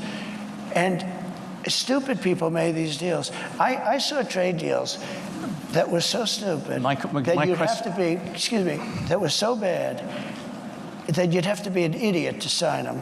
And we signed them for years. We had I could tell you trade deals that I have never seen anything. I said, who would agree to this? They had to be corrupt. They had to be corrupt. To make those deals, they had to be corrupt because there is no way a rational human being, I always say either corrupt or extremely stupid, because there's no way a rational human being would ever sign the trade deals that this country signed. And I got out of many of those deals. I told South Korea, I'm sorry, you're going to have to pay for your military. We have 40,000 troops over there. You're going to have to pay. You become a very wealthy country. Just to finish, you become a very wealthy. They said, no, no, no, we will not pay. We will not. We haven't paid since the Korean War. I said, no, you got to pay. I said, would $5 billion a year to start off with? No, no. They went crazy. They agreed to 2. I got $2 billion for nothing. And I said, here's what we're going to do. They said, we can't agree to this because we have to go through Parliament. They have the Parliament or whatever their legislature is. I said, that's okay. I fully understand that. Make it $2 billion. But next year I'm going to talk to you again. And I was going to make it $5 billion. And they knew it was coming. The happiest people to see that it was Biden instead of Trump with them, South Korea. You know what they did? They cut off the deal that I made where they were paying us. They backed to nothing because they went back to Biden and they gave it to him for nothing. They were willing to pay. We have 40,000 troops in harm's way, very serious, because you have North Korea is a very serious power. They have tremendous nuclear power. And I said to South Korea, you got to pay. And they agreed to do it. And Biden then cut it back, and it's a shame. And I could tell you 50 deals. And if I were there now, they'd be paying us $10 billion a year. And you know what? They'd be happy to do it. It's a money machine, South Korea. You're going to mention Taiwan. You wanted to mention Taiwan. No, you mentioned Taiwan. You said you would defend them. You also seemed to imply that on Putin, you would not. Putin, you seemed to imply that you had talked to him without actually confirming it. I said I don't comment on those things. What about, can I ask you a particular thing about the dollar? You talked about wars. At the New York Economic Club, you said that if you lost the dollar as a reserve currency, it would be like America losing a war. Yeah. You look at what you're going to do in terms of protectionism, drive countries to use the other currencies, and all that debt is also going to lessen the dollar's status as the world's reserve currency. Don't you worry about that? The dollar is so secure, your reserve currency is the strongest it'll ever be. And you say that, President Trump, at the moment there is a thing called the Trump trade in the markets. Do you know what that is? The Trump trade is very simple. People are betting that your policies are going to drive up debt, they're going to drive up inflation, so they're going to drive up interest rates. Are the investors wrong? Yeah, I had 4 years no inflation. I had 4 years no inflation. But that was when you had much. I had 4 years. It's better than that. And Biden, who has no idea where the hell he is, okay? Biden went 2 years with no inflation because he inherited from me. And then they started spending money like drunken sailors. They spent so much money. It was so ridiculous, the money they were spending. They were spending on the Green New Scam. The Green New Deal. You know, it was conceived of by AOC +3. She never even studied the environment in college. She went to a nice college. She came out, she just said, the Green New Scam. She just named all these things. But President Trump, the issue at the moment, the markets are looking at the fact you are making all these promises. Latest one was car loans. You're flooding the thing with giving giveaways. But we're I was actually quite kind to you. I used 7 trillion. The upper estimate is 15 trillion. People like the Wall Street Journal, who's hardly a communist organization, yeah, but you don't know. They have criticized you on this as well. You are running up enormous debt. What does the Wall Street Journal know? I'm meeting with them tomorrow. What does the Wall Street Journal know? They've been wrong about everything. So have you, by the way. You've been wrong about You're trying to turn this. You're trying to turn this. You've been wrong. No, you're trying to turn this into debate. There are business people. There are business you're wrong. people. You've been wrong. You've been wrong all your life on this stuff. You've been wrong. Let me tell you about currency. You're going to jump in a lot of different subjects. Well, you're sticking to the subject very closely. Let's stick to reserve currency. That's where you started, right? The reserve currency is under threat. Because you have Iran, you have Russia, you have China. China's the one that you have to worry about because they want it. Yeah. They want to have the yuan be the thing of power. So here's what I'm doing. Again, I hate to go back to it. If somebody says, and I know countries want to get out because they don't respect our leadership. They look at this guy, they say, you got to be kidding. And she's worse than him. By the way, I never thought I'd say this. She is not as smart as Biden, if you can believe. This is not what we had 4 years of this lunacy, and we can't have it anymore. We're not going to have a country left. Okay, currency, very important. Yes. And if you want to go to third world status, lose your reserve currency. We have to have that. We cannot lose it. If you'll go to third world status in this country because you take a look at the way things are running. If a country tells me, sir, we like you very much, but we're going to no longer adhere to being in the reserve currency. We're not going to salute the dollar anymore. I'll say that's okay. And you're going to pay a 100% tariff on everything you sell into the United States. And we love your product. I hope you sell a lot of it into the United States, but you're going to pay 100% tariff. He will then follow it up by saying, sir, it would be an honor to stay with the reserve currency. That will be like just playing. That's not even chess, that's checkers. But you don't have listen to this, you don't have other people that can talk that way. You know, a lot of people say, we love Trump's policy, but we would like to have another messenger because we don't like him. He's a little bit crass. And then, actually, it was Lindsey Graham, I must say. He was a progressive, in all fairness. But Lindsey Graham said, but Trump's policy doesn't work without Trump. And there's a lot of truth to that. Macron was going to, nice guy, Emmanuel. He's a wise guy, but he's for France, and we're for the USA. You know this story. He was going to tax American companies doing business in France, a very substantial tax. And I told my people, I didn't even like the companies, but I'm representing American companies. And this guy, so I said, call Macron and call his people and say, we're not going to stand for that. And I got Mnuchin and, a lot of guys, smart guys, if I can finish. Yeah.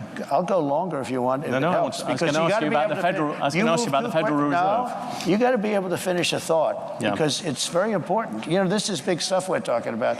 You can't go that quickly. You've gone from the dollar to So Macron. Let me just tell you, So I said, no, I'm just telling you basic, it's called the weave. It's all these different things happening. Yeah. So let me just say, so I said to Mnuchin, call him up and say, no way. He did, and he came back to see me. He said, they won't do it, sir, it's too late. I said to somebody else, you call him. Then I said, let me do it. And I called him. And I said, Emmanuel, you're taxing American companies very substantially. You're not doing it with other companies. You must think we're stupid. It's not going to happen. But Donald, I cannot do anything. It's too late. Or it was approved by a legislature. I said, that's okay. Here's the story. Every bottle of wine and champagne that you send into the United States, effective immediately, and I'm signing it as I speak, I'm charging you 100% on every bottle of wine and champagne. You know, they like the wine and champagne, right? Every bottle of wine and champagne that comes into the United States of America has a tax on, starting on Monday morning, this was a Friday, of 100%. And that's better than you're doing, okay? And he said, no, you cannot do that. I said, I've done it. It's already signed. Monday morning goes, may I call you back? Yes, he calls me back in about 3 minutes. We have decided to remove the tax from the companies. I did this all day long, but you don't have. You think Biden does that? I don't think so. Let me ask you a very factual question. I mean, listen, you have to leverage what makes us great. What makes us great is the fact that we are a consumer nation. We are. We are a consumer nation. All you got to do is look at the rap songs. All you got to do is they love foreigns. They love foreigns. I like them both. I like foreign and domestic. That's why I buy my cars, both foreign and domestic. You know what I'm saying? I got to have a Bronco at the same time that I get my Porsche. I got to have a Bronco the same time that I get the Porsche. And then when we get we got the Mercedes, and then we also went and got the Challenger. So I love them both. We do. And so you have to leverage what makes you great and the thing that drives revenue into these countries. And I don't understand why these administrations that we currently have, and I think that Trump hit the nail on the head when he said that they got to be corrupt. They have to be corrupt because you cannot make deals this bad, and we cannot have this large of a trade deficit while at the same time paying almost 100% into NATO, only so we can become more warmongers. And nobody still ain't told me why we over in Ukraine. Nobody still ain't told me why we was over in Ukraine. Somebody still ain't told me why we still protecting and we participating so heavily when it comes to Israel. But neither here nor there. We're going to get into part 4 soon. We might have to make this a 2-day event. Do this on both Monday and today. Anyways, let me pivot for a moment. We're going to come into part 4 after this. I forgot where my spot was. Let me look at some of these super chats and we're going to get it popping. High Tolerance says, good morning, AD. Pineapple, ginger root, cayenne pepper in the blender. I'll leave it there. Yeah, we'll tell Rita to do all of that. Tom Dog ain't about to figure all of that out. You know what I'm saying? Lee Barton is in the building. Shout out to Lee. Lee says, man, it's heartbreaking to know that a lot of our black folks are incompetent and blind and don't know what's going on in the middle of the world. Well, all we got to do is put it in a rap song and then maybe they'll figure it out. Moses says, you putting people on timeout? Yep, today we are. We ain't playing no games. Jason A-Team says, 80 question, is it worth it for companies who have slave wages? Are the tariffs large enough to make them want to pay Americans higher wages by building in America? Still seems competitive depending. Well, you don't really have to worry about that. And the reason you don't have to worry about that is because we live in a capitalistic nation, somebody else will see the opportunity and they'll have to compete.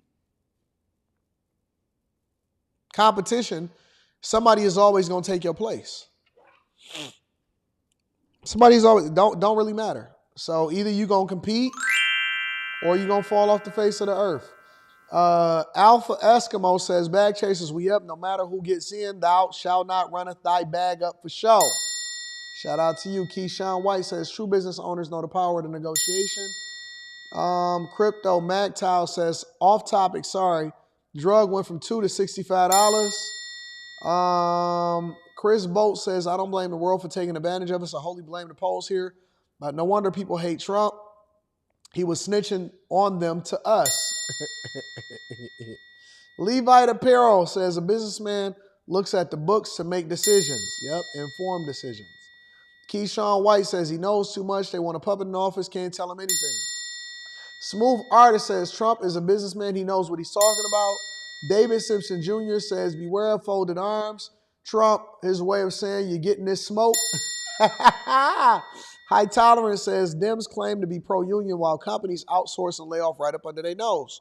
So I keep telling y'all. Trump saved the carrier from MX. UAW finessed by fame for a few bucks while backdoor dealing with Biden. Who really for the people? Us and those who create the jobs. Raymond the Goat says, so being president is basically being able to negotiate deals and have high intellect and finances, which we know that Biden nor does Kamala Harris have. Lee Barton says, if Kamala get in that chair, America is done for. She will kill this economy. Facts. Trenton in the building says, what do you think of Trump saying he wanted to get rid of the school board? He was on Fox News on a curvy couch. I got to see it. Send it to me. Email it to me.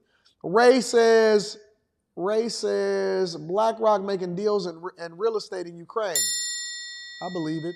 Andre Andrews says, Russia has never been a top 10 importer of American goods. China has never been top 5, but we should attempt to appease them by not charging them what they charge us for imports and to do business in their country. Rich Bartley says, lithium, Afghanistan, Ukraine, and North Carolina. I believe that. Make sure y'all hit a like for the algorithm, subscribe to the channel, and turn on your notifications. Let's get back to it. Part 4, y'all. I don't know where I was at, though. I forgot where I was at. Had to be somewhere around this mark. To being in the reserve currency, all these different things happen. Yeah. So let me just say, so I said to Mnuchin, dropped them too much. He went so, he dropped them actually too much. Okay, here's the story. I think that if you're a very good president with good sense, you should be able to at least talk to him. I don't say make the decision at all, but I've been a very successful businessman. I've done really good, much better. Now people are understanding how good I've done because they're seeing it. Much better than the fake news wants to give me credit for. Just on the issue of whether you would replace I think I have the right to say, as a very good businessman and somebody that's used a lot of sense, I think I have the right to say that, you know, I think I'm better than he would be. I think I'm better than most people would be in that position. I think I have the right to say I think you should go up or down a little bit. I don't think I should be allowed to order it, but I think I have the right to put in comments as to whether or not interest rates should go up or down. When you looked at the Supreme Court, you came up with a list of people who you thought of replacing, bringing in as Supreme Court justices. Yeah. Would you do that with the Federal Reserve? Well, I no longer need it. It was a great thing. In fact, a lot of people said I got elected because of that. I was an unknown quantity. I was very known as a business guy, but I wasn't known as a political person or the leader of a country. And people were very worried about, you know, actually they were worried, am I going to be liberal, if you want to know the truth? And somebody said, would you come up with a list of 20 or 25 justices, in this case mostly judges, that you'd put in case it were necessary? Now, it's amazing because I got 3 in 4 years. Most people get none. Because, you know, you put them in the young. You tend to put them in young. Only stupid people put old. You know, you don't put old in because they're there for 2 years or 3 years.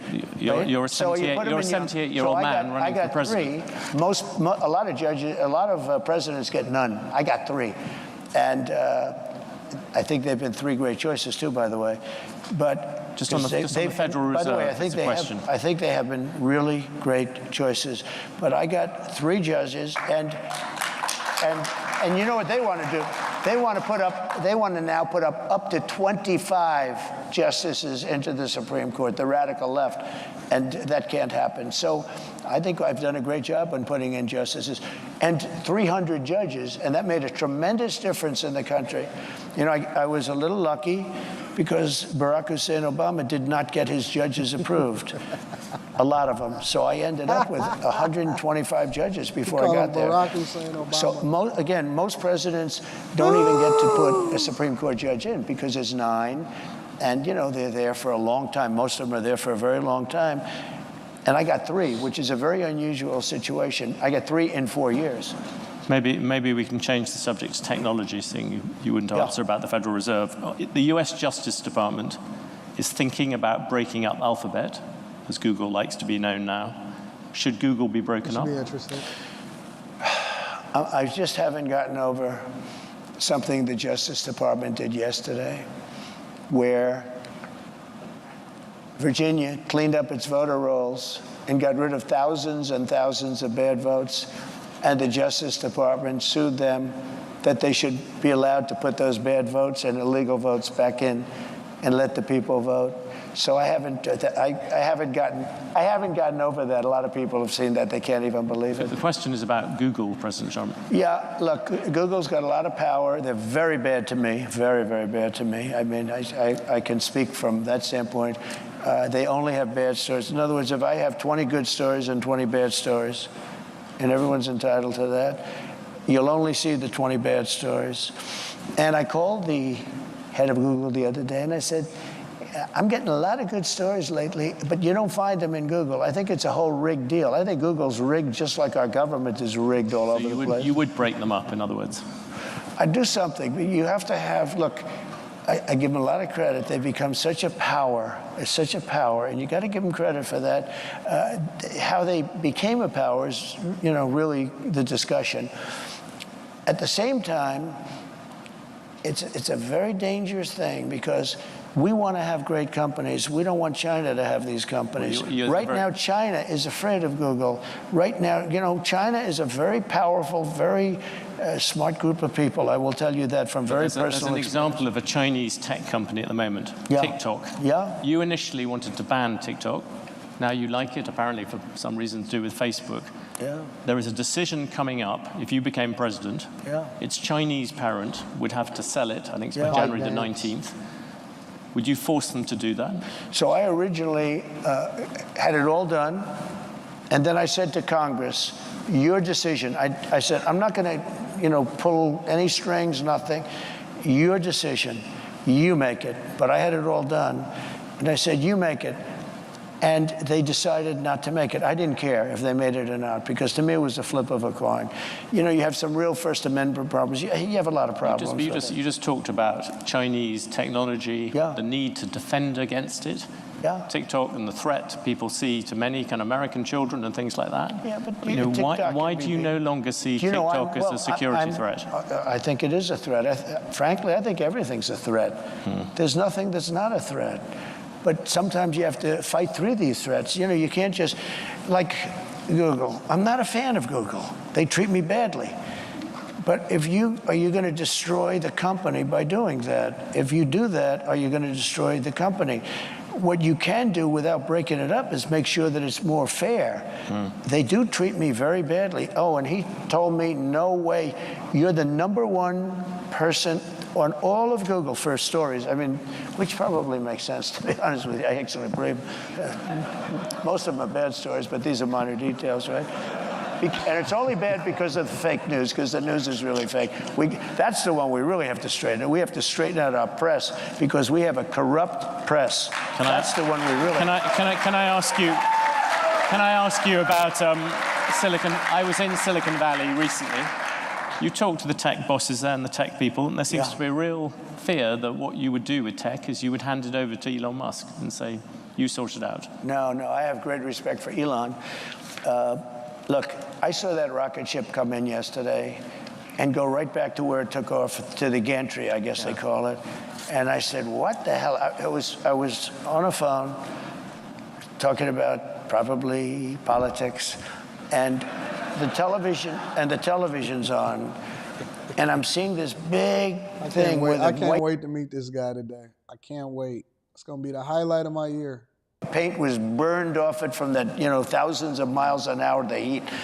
And I see this big, massive tube that's 10 stories, 20 stories tall come down. I told the person on the phone, wait a minute, I'm seeing something I don't believe it. Neither does anybody else here. And I said, wait a minute. I forgot the guy was on the phone. He waited for a half hour. And I watched that come down. And I watched it come down and come right in between those big levers. And I said, and it looked to me like I was going to crash. It was coming in hot. And all of a sudden, boom, you see the motor, the fire kick in. And I called Elon. I said, that's the most incredible thing. I said, can Russia do that? Nope. I said, can the United States do it? Nope. He's the only one that can do it. And I said, you now want to put him in charge of deregulation. Not deregulation, cutting. Cutting wasteful spending. Yeah, cutting. Every single president, which would include including deregulation. Every president comes in and talks about cutting wasteful spending. Oh, there's tremendous waste. Give me an example of something you will do that will get rid of government spending. Well, let me give you an example. When I came into government, I was the first thing. An example going forward. Well, not what you did in the past. This is going forward because it's the same thing. When I first sat down, a general came into my office and he said, "Sir, it's nice to meet you. Would you please sign this?" I said, "What is it?" It's a contract for a new Air Force One, which is actually 2 planes, not one, 2 Boeing 747. And I said, "How much is it?" $5.7 billion. It's a hell of an expensive plane, but there's reasons for that. He said, "Nope, I'm not signing it." I said, "Who negotiated it?" Barack Hussein Obama. I said, "I'm not signing it." Why? Why you always call him Barack Hussein Obama? Oh. Because there's a lot of fat. I said, "I'm not signing. It's got to have a 3 on it." Anyway, long story short, some of you have heard this. I got it down to, because first week they cut off $400 million. He said, "I'll cut." I met with the head of Boeing. Wait, Dennis. I said, "Dennis, you got to have a 3. 5.7 is too much. 5.7 billion." He said, "The most I'll take off is $400 million. I said, "Well, that's not bad for one conversation."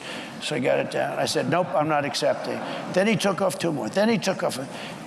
Anyway, 2 months went by, 3 months went by. I thought we blew the deal, and it was okay with me. I didn't care. But we should have a new Air Force One. When we see these planes from Saudi Arabia, from different countries, brand new, and ours is like 32 years old, and it's a very different plane. It's a much smaller plane, the whole thing. The United States should have the best plane, I will tell you. Not for me, but we should have. Let me give you an example. He said, he calls up. Trump don't be giving a piss about what he talking about. He like, listen, I'm going to tell my story, and you gonna listen. And I want to hear the story. I don't want to hear nothing about what they talk about. I want to hear what he want.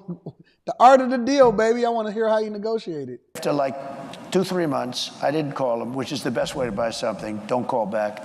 And he goes, in fact, when he called me, I said, "I wonder what the hell he wants." That's a good way to negotiate, let me tell you. So he calls back. He said, "Sir, $3,999,999.99 1 penny below $4 billion." So I said, "You got yourself a deal." Then I said to him, "Let me ask you a question.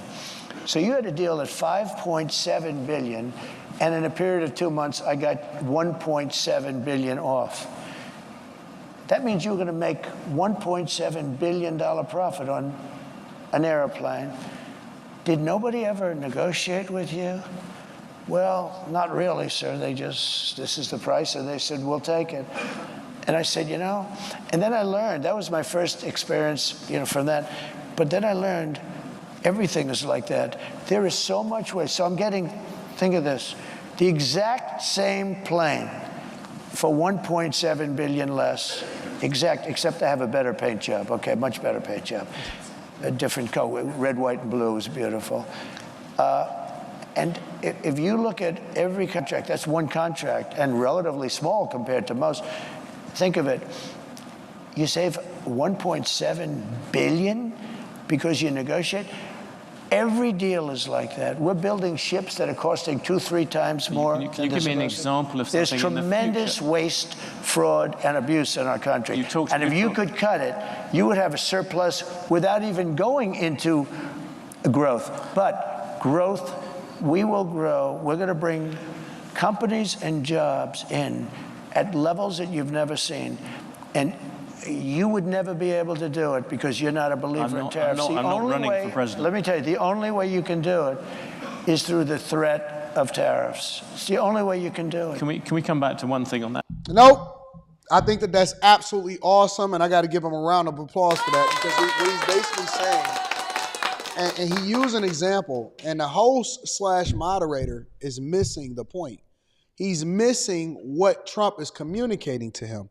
He's telling him without telling him that everything is negotiable. At the same time, the amount of government waste and spending at the taxpayer's expense. And I don't know if people are just completely incompetent or that they are getting broke off and they making a whole lot of money and it's a bunch of backroom deals, which I could believe that. Yo, you inflate the price an additional $2 billion. Maybe we can cut you 100, 200 M's on the back end in some kind of Swiss bank account. I don't know. I would just have to guess. But the point is that the amount of government spending and waste, and he used a small example to illustrate why we need oversight over the government itself, because they don't have any restrictions as to how they can spend our money, would ultimately result in a surplus, and we wouldn't need additional taxes because we're wasteful in how we're using our tax money already across all different industries in the federal government. And I don't know any one person, not one person, on the Democratic side or the Republican side. If you remove the candidates themselves, if you remove the candidates, what is this, 47-17? All right, we're going to come back to 47-17. If you remove the candidates themselves and you only presented the issue alone without saying that it was tied to the Democratic side or the Republican side, that y'all would not say, yes, we need an audit of the federal government of how they're using our monies and our tax dollars to do things that we don't even agree with, and some stuff we don't even have visibility into. That is not an issue that should be Republican or Democrat, liberal or conservative. Waste and not being fiscally responsible with our tax dollars is one of the biggest wasteful spending sprees that we've seen inside of this country. And so if the host was wise, instead of trying to listen and respond, instead of listening to understand, he gave you an example how everything, A, should be negotiated, and B, we need to be more mindful of how we're spending on the federal government in order to ensure that the people's tax dollars is being used effectively. Listen to understand instead of listening to respond. And it was an entertaining story. Let me read some of these super chats, and then we're going to go over to the last part of the show. I kind of like this. I like when we have one subject that we can stick to and we can mine it out instead of always doing, and I like doing the different subjects throughout or whatever, but I like this more. Marriage, Politics, and Sports says this is a great interview. Trump is actually unappreciated. I agree. He is unappreciated. Mass Y says Trump be standing on business. Shout out to him. The Green Anaconda says I make $106K. Job is paying for my cybersecurity PhD and giving valuable experience. Should I leave this job and potentially go and make $200K? I have 2 years remaining in this PhD program. I'm not leaving $200K on the table personally. If you have a guaranteed $200K, I can always go and get my PhD. I'm not sure. Think about it like this. How much of your income do you have to allocate in order to pay for that PhD if you're making more than double the money? I remember when I was working at certain spaces and I loved it. I loved the benefits. I loved everything that came with it. And I remember I told my father at the time, I said, man, in order for me to leave this place, because I was already doing good in business, I said, some places got to make me a crazy offer that I can't refuse. Got that literally less than 3 weeks later, I got a crazy offer. I was like, oh, time to leave. Time to leave. We bag chasers here. We're bag chasing? Bag chasing. Hey, man, me personally, I'm going to get that money. Going to get that money, big dog. American virus is freedom is, I have friends that were government contractors. The government would not give you a contract unless it was 50% over what the cost of it. That's crazy. Dame says, bell peppers and citrus fuse for immunity. Y'all gonna have me taking everything in a grocery store. Somebody told me I need to get some gushers. I said, what? PT says, I work in aircraft maintenance and he's telling the truth. Yep. And it'd be crazy. It's crazy. Let me also make sure that I look at these Cash Apps because I know y'all be holding me down on Cash App too, and I appreciate that. Shamara McKay. Shout out to Shamara. Shamara, you looking kind of cute, though. You kind of cute. Shamara, I want to show your profile picture. I love it with my ladies.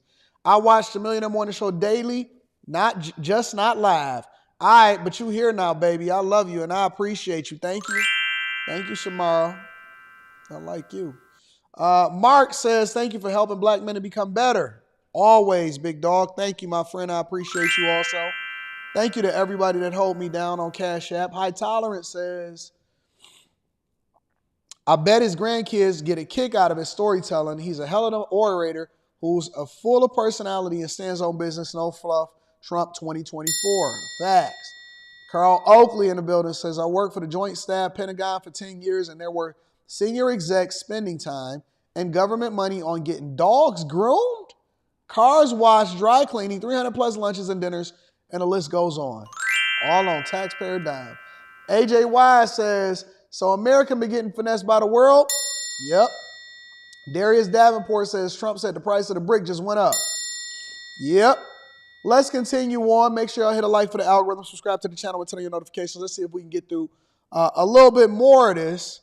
I don't remember exactly where we was at, but I think it was something like 47, if I'm not mistaken. You're bound to deal with the big companies. I'm not running for president. Let me tell you, the only way you can do it is through the threat of tariffs. It's the only way you can do it. Can we come back to one thing on that? Deal making. You look out across this room, there's some big businesses, but a lot of small ones. You look at the way you've given us a lot of examples of things where you've negotiated with the heads of big businesses. Right. Give you an example. When you put the tariffs on China, much smaller than you're planning to do at the moment, when you put them on, what up, Apple Carrie? came, you negotiated Carrie, you coming on tonight? Because it wasn't like you can get no work done and no dishes done last night. You might as well come and kick it with us on a Friday night. A difference for them. I did.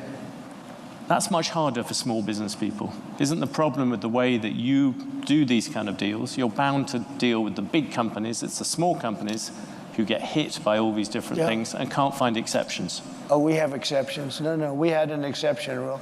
I gave Apple an exception. Tim Cook is a great business. Apple is not a small company, and please don't give it but Tim Cook. But here's what happened. The question is about small businesses. Yes, but what will you do for them? No, but we have a very talented group of people. Bob Lighthizer did a very good job. We had great people. We had central casting. These are great, and a large group of people. We made exceptions. In the case of Apple, they need an exception. You know why? Because of Samsung. He came to me and he said, Samsung makes a product similar to ours, very good product, the phones and other things. And because they're in South Korea, they don't have the tariffs. Because we're in China, we have the tariffs. I said, you happen to be right. You're not going to be able to compete. I said, look, I'm going to give you a 1-year break, but I want you to start building your factories in this country, whether it's Texas or any other place, anywhere in the country. And he said, what does that mean? I said, you have everything in China. I want you to move it from China back to our country. And he started doing that. And he built a factory, a big one in Texas. He built another one. And this was all a process. It was all happening. But I did give him an exception. And the reason was, he said, as soon as he said Samsung, I said, how is that product compared to yours? He said, it's a good product. I said, then you really can't compete. You can't have a 25 or 50% tariff and compete, right? Yeah. And I said, I'm giving you an exception. And I did it for many companies. But what happens if how do small businesses come and see you? That was the question. But we do it for small businesses too. We do it for small business. I'll give you who I didn't know, but he came to me. He was at a meeting. And he built kitchen cabinets, and he was, pretty big in the business. That's all he did is build kitchen cabinets. He said, sir, China and South Korea are building kitchen cabinets for 1/3 of what I can make them. I said, what's the quality?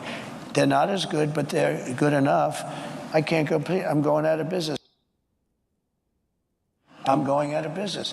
I put a 25% tariff still on kitchen cabinets. I saw the guy 3 days ago. He said, I'm the man that saw you about kitchen cabinets.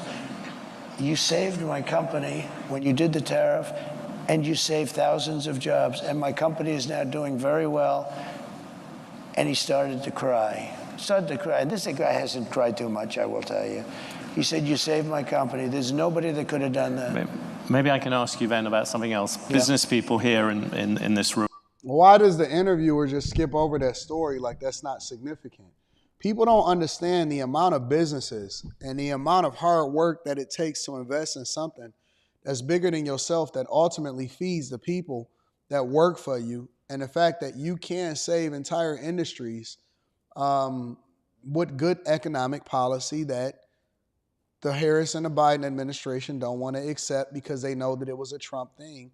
And if they start to use it, then everybody going to say, well, you got that from Trump, and then they can't hold them accountable for it and say that it's a bad thing because they know that it's a good thing because they absolutely kept some of the tariffs in place that Trump implemented while at the same time trying to kill him for it. It's all about marketing. It's not about truth. Business people, capital markets, they all like the rule of law. They like certainty. The Chinese, who you mentioned, other dictators, right? They don't like it when things go wrong. They like it when things go wrong in America. If you look at the events of January the 6th, 2021, it showed to many people America's democracy was unruly and violent. Only 3 weeks to go to the election. Will you commit now to respecting and encouraging a peaceful transfer of power? Question? Well, you had a peaceful transfer of power. You had a peaceful transfer of power. You had a peaceful. Come on, President Trump. You had a peaceful transfer of power compared with Venezuela. Is this a debate or is this a question? But I'm cool with it because Trump can handle himself. He ain't tripping about it, and I ain't tripping about it. It was by far the worst transfer of power for a long time. Thank you. I appreciate that because this is what they like to do. This is what they like to do. The question, President Trump, is would you respect the decision? When I found out about this interview, I did a little check. This is a man that has not been a big Trump fan over the years. So I had a choice. Wait. Hey, ain't that dope, though? Is that when they get interview requests and they say, hey, listen, we want you to come on this platform and be interviewed by this person who's clearly biased against you. Trump don't dodge no smoke. Regardless of whether you agree with him or not, or his points is relevant to your life, the one thing that you can't say, Kamala Harris did one little Fox interview, and now y'all want to sit here and give her all of this kudos and praise. Kamala Harris did one little Fox interview, and she showed up late, and her staffers was like, stop it. And y'all want to give her all of this praise. Trump don't care who you are, where you from. He's still pulling up, and he said, listen, the interview don't like me, but that's all right. We're going to get it in, and we're going to have a conversation. And he stuck around for longer than an hour. And Kamala Harris wouldn't even accept their invitation. Ain't that crazy? Do I do this interview or not? I'm glad I did it. But do I do this interview or do I disappoint a lot of people? Because I know a lot of people in the audience. But his view is very different than mine. Let me just say. I'm asking you a question, Trustro. We had a term, peacefully and patriotically. These were people. If you think an election is crooked, and I do, 100%, if you think the day it comes when you can't protest, you take a look at the Democrats, they protested 2016, they're still protesting it. Nobody talks about them.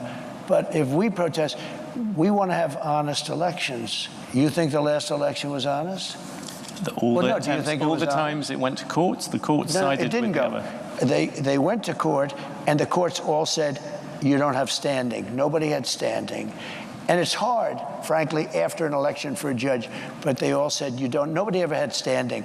But the facts, if you take a look, I'd show you hundreds of pages of facts. People were angry.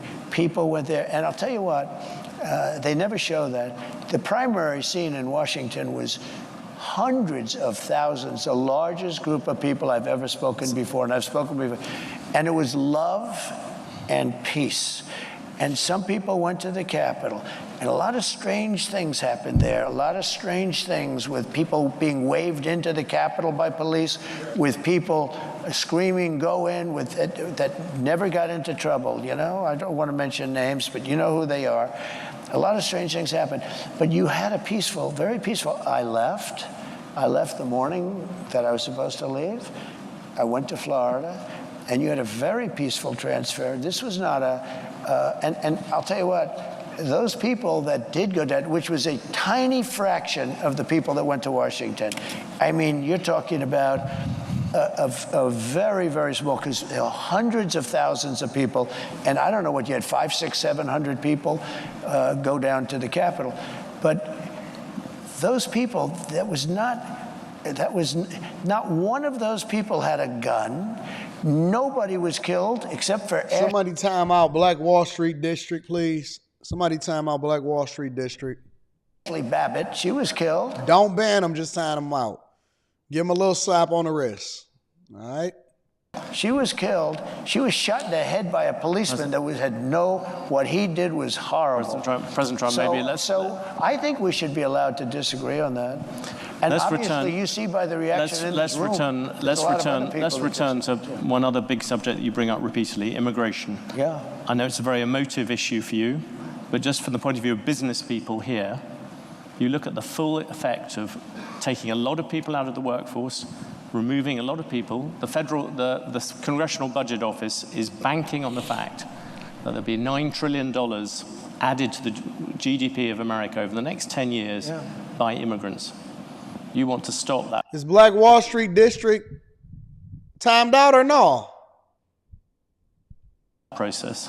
For all the people who run businesses in the audience, I'm just focusing on the economic thing. Are you prepared to say, look, it's fine to have a slightly smaller economy in exchange for having the immigration controls you want? Simple answer. I want a lot of people to come into our country, but I want them to come in legally. I don't want to have...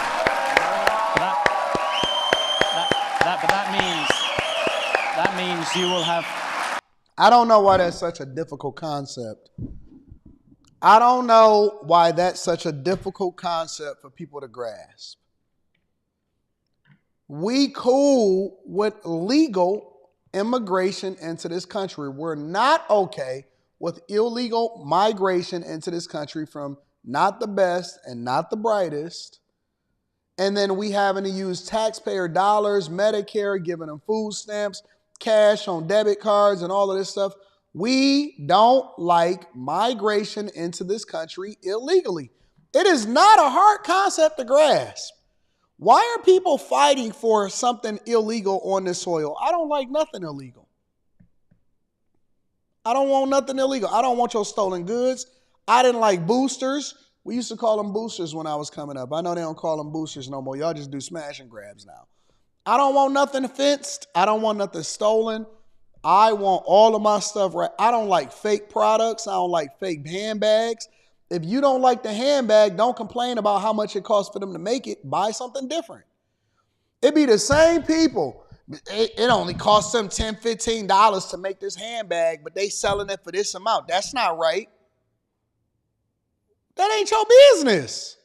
What they markup is on their product is their product. You can choose to purchase the product, or you can go over to Walmart and buy it right next to the stadias. Either way, you can choose to buy it or not to buy it, but you can't complain about the same product that you then go and counterfeit and give all of the money over there to the Chinese people, because nobody wins. Just get a product that more, because you still want to cloud chase.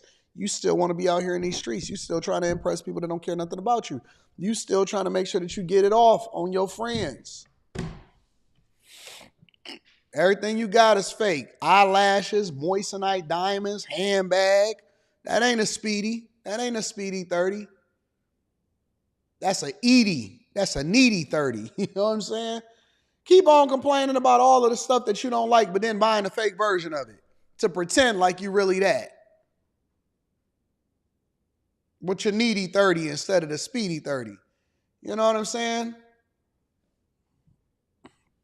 That means you will have to deport, you are talking about deporting 11 million people. That is a lot of people to take out. It came out last week that 425,000 people are horrible criminals at the highest level. But it came out that 13,099 were let in during their administration. They tried to say longer, wrong. Over the last 3.5 years, 13,000 plus people came in, murderers. They're in jail for murder. Some were having the death penalty. They were all released into our country. 13,099 people were released into our country. We had drug dealers released. We had street gangs released. Look at what's happening in Aurora. But now I don't have to go with Aurora anymore. Look at what happened last night in Times Square, where rough migrants from all over the place. You know, it's not just South America. We have people coming in from the Congo, large numbers from the Congo and Africa. They came in, as of last night, I was speaking to Tom Homan, 180 countries. People came in. They came from prisons and jails. They came from mental institutions and insane asylums, a step above. They came from the terrorists. We had large numbers of terrorists come in. When I was president, we had the strongest border in the history of our country. I built hundreds of miles of wall, and walls work, by the way, hundreds of miles. We had the best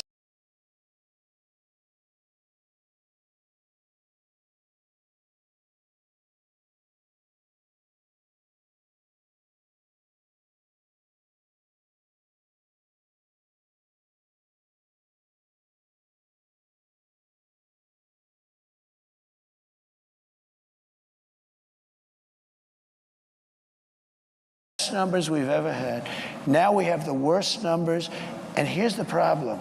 We have some of the worst criminals in the world coming in. Now, Venezuela, their crime has gone down at levels that nobody's ever seen before because they've taken their street gangs and their drug. I'm sorry, I had muted so that I could get my little cough on. I said that we not tripping about it. We know that the people is a little slow on the likes. So we know that y'all gonna subscribe because if you've been here more than once, we know that you're gonna subscribe. We also know that you guys are gonna hit a like for the algorithm before you leave out the door because sometimes it's a little slow with it. You know what I'm saying? It's almost like tips. Sometimes they don't want to tip you up front. I tip up front. Other people want to tip you on the back end. It's cool. We're not tripping about it. So, you know, shout out to everybody that's going to hit a like before they close out the stream today. And shout out to everybody that's going to subscribe if they've watched this more than once. But more importantly, shout out to the Patreon members and the bag chasers. And then last but not least, make sure you get your tickets to come and kick it with us. That's all I was saying. Share this with your family and friends. We don't want to be rich by ourselves. Let's get back to it. I'm sorry, y'all. I had muted so that I can get my little cough off. Dealers, and they've emptied their prisons, not fully because they can't get enough buses. They've emptied their prisons. They load up the buses and they drive them into the United States, and they're dropping their prisoners into our country. Their crime is down. Their numbers are crazy how low it's dropped. I heard 72, 74%. They've taken their gangs. They've taken their criminals off the street. They've taken their people out of mental institutions, which cost them a fortune, and they've taken them and dropped them into the United States of America.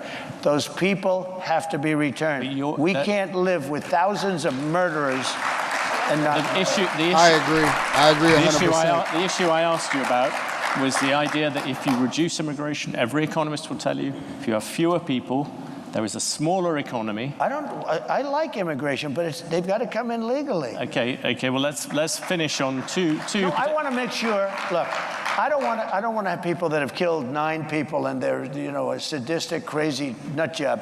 We have to have people that can love our country, that can that will obey the laws, everything else.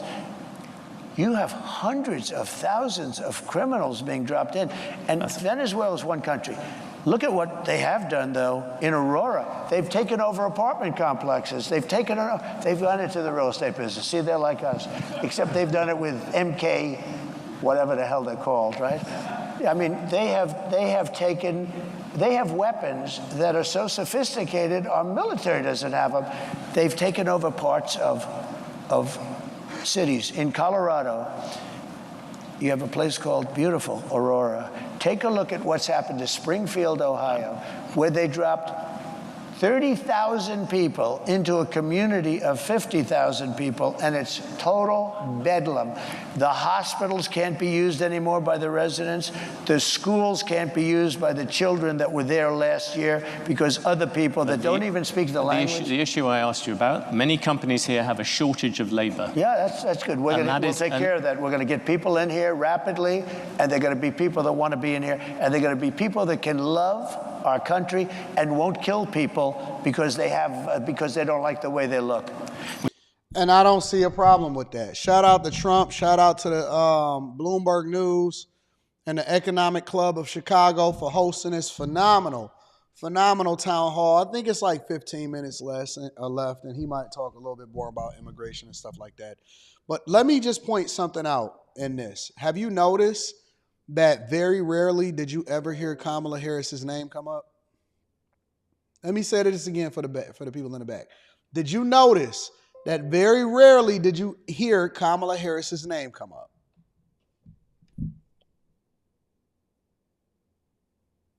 Because he talked about what he did and how he sees things and what he would do and how he played things and how that would ultimately result in a better United States of America.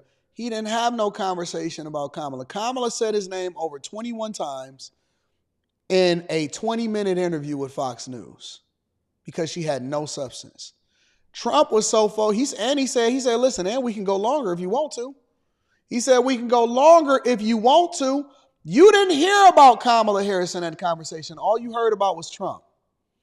I got to get ready. I'm supposed to go and kick it with the big guy.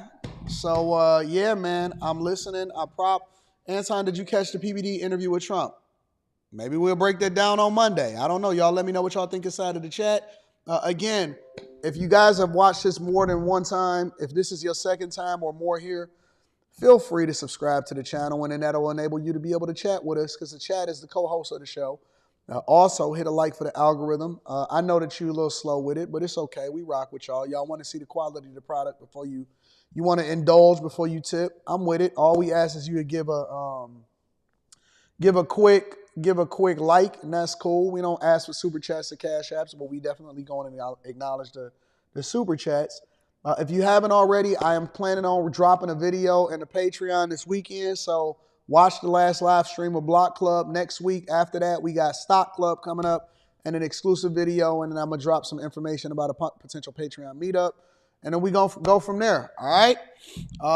Feeling a little under the weather, but we're going to take some meds and we're going to get it popping. Jennifer, what up, Jennifer? Says Anton, Jordan with a wrench, timed me out, called me a hater, and made Jordan. Not to Jennifer. We ain't say time out, Jennifer. Made an innuendo of sticking the middle finger at me. I never hated on you. That's not cool what he did. Hey. Y'all make sure that y'all don't be too quick with it. Come on, Jordan. We got to do better. All right? Sorry about that, Jennifer. Hopefully everything is cool. We love our people, all right? Bob Brown says, yo, AD, Brian B. claims tariffs are bad because we import and export up to $300 billion annually, and if we implement tariffs, they will be back. Is he right? Nope. I don't know. I got to see the full context. I don't know what he's talking about, honestly. Keyshawn White says, met Michaela Montgomery at a Trump rally. Did you really? My homegirl, Michaela? Got to call her. She literally just called me. While I was on a live stream, she just called me while I was on a live stream. That's her right there. Right there at the top. Just missed her call. Shout out to my girl, Michaela. I'm going to call her back when I get off the live stream. That's my homegirl. Y'all show Michaela some love. That's my girl. Follow her on Instagram, too. And X, formerly known as Twitter. Ice water in that man's veins. Shout out to the Kung Fu Hustler. John Patterson in the building says, Uncle Donald Trump got the gloves on. Miss Crow T. Shetty says, give AD his 30 M's. See how I'm always at work no matter what? And Ray in the building says the interviewer sounded more concerned about a company's money than Americans getting beat and unalived. I'm not sure if he's American. I don't know. I couldn't tell. Anyways, again, I love y'all. I appreciate y'all. Keyshawn White says, tell Trump to shout out the Millionaire Morning Show. I'm a businessman. I plan on having a long-term relationship with him, so we ain't going to trip about that. Somebody said, thanks for the phone number. That's not a phone. I guess technically it's a phone number, but really it's one of those, hey, send a message, or you know how you do the two-factor authentication. Send a message if you want to do this and you want to do that. Go ahead and call it and see what happens. That's the alert number where they tell you if somebody has been using my daughter's been using my Cash App card. Go ahead and use it if you want to. Call it. Call it, Cletus. Y'all so desperate. So desperate. That's why y'all keep asking women, can we be friends? No, she don't want your number. Winners don't talk about losers. That's a fact, though. Shout out to my girl. Green Anaconda says, with my credentials, I can make $250K. I'm just being loyal to those who gave me a chance. Man, if you don't go and get that $250,000, loyal? Man, if you don't go get that 250 bands, I don't know what you talking about.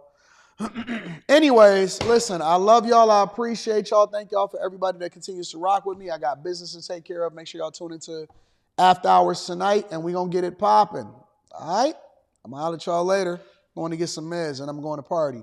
And then we're gonna link up to later on today. I'm going to holler at y'all later. Peace, y'all. Oh, let me clear this off. Peace.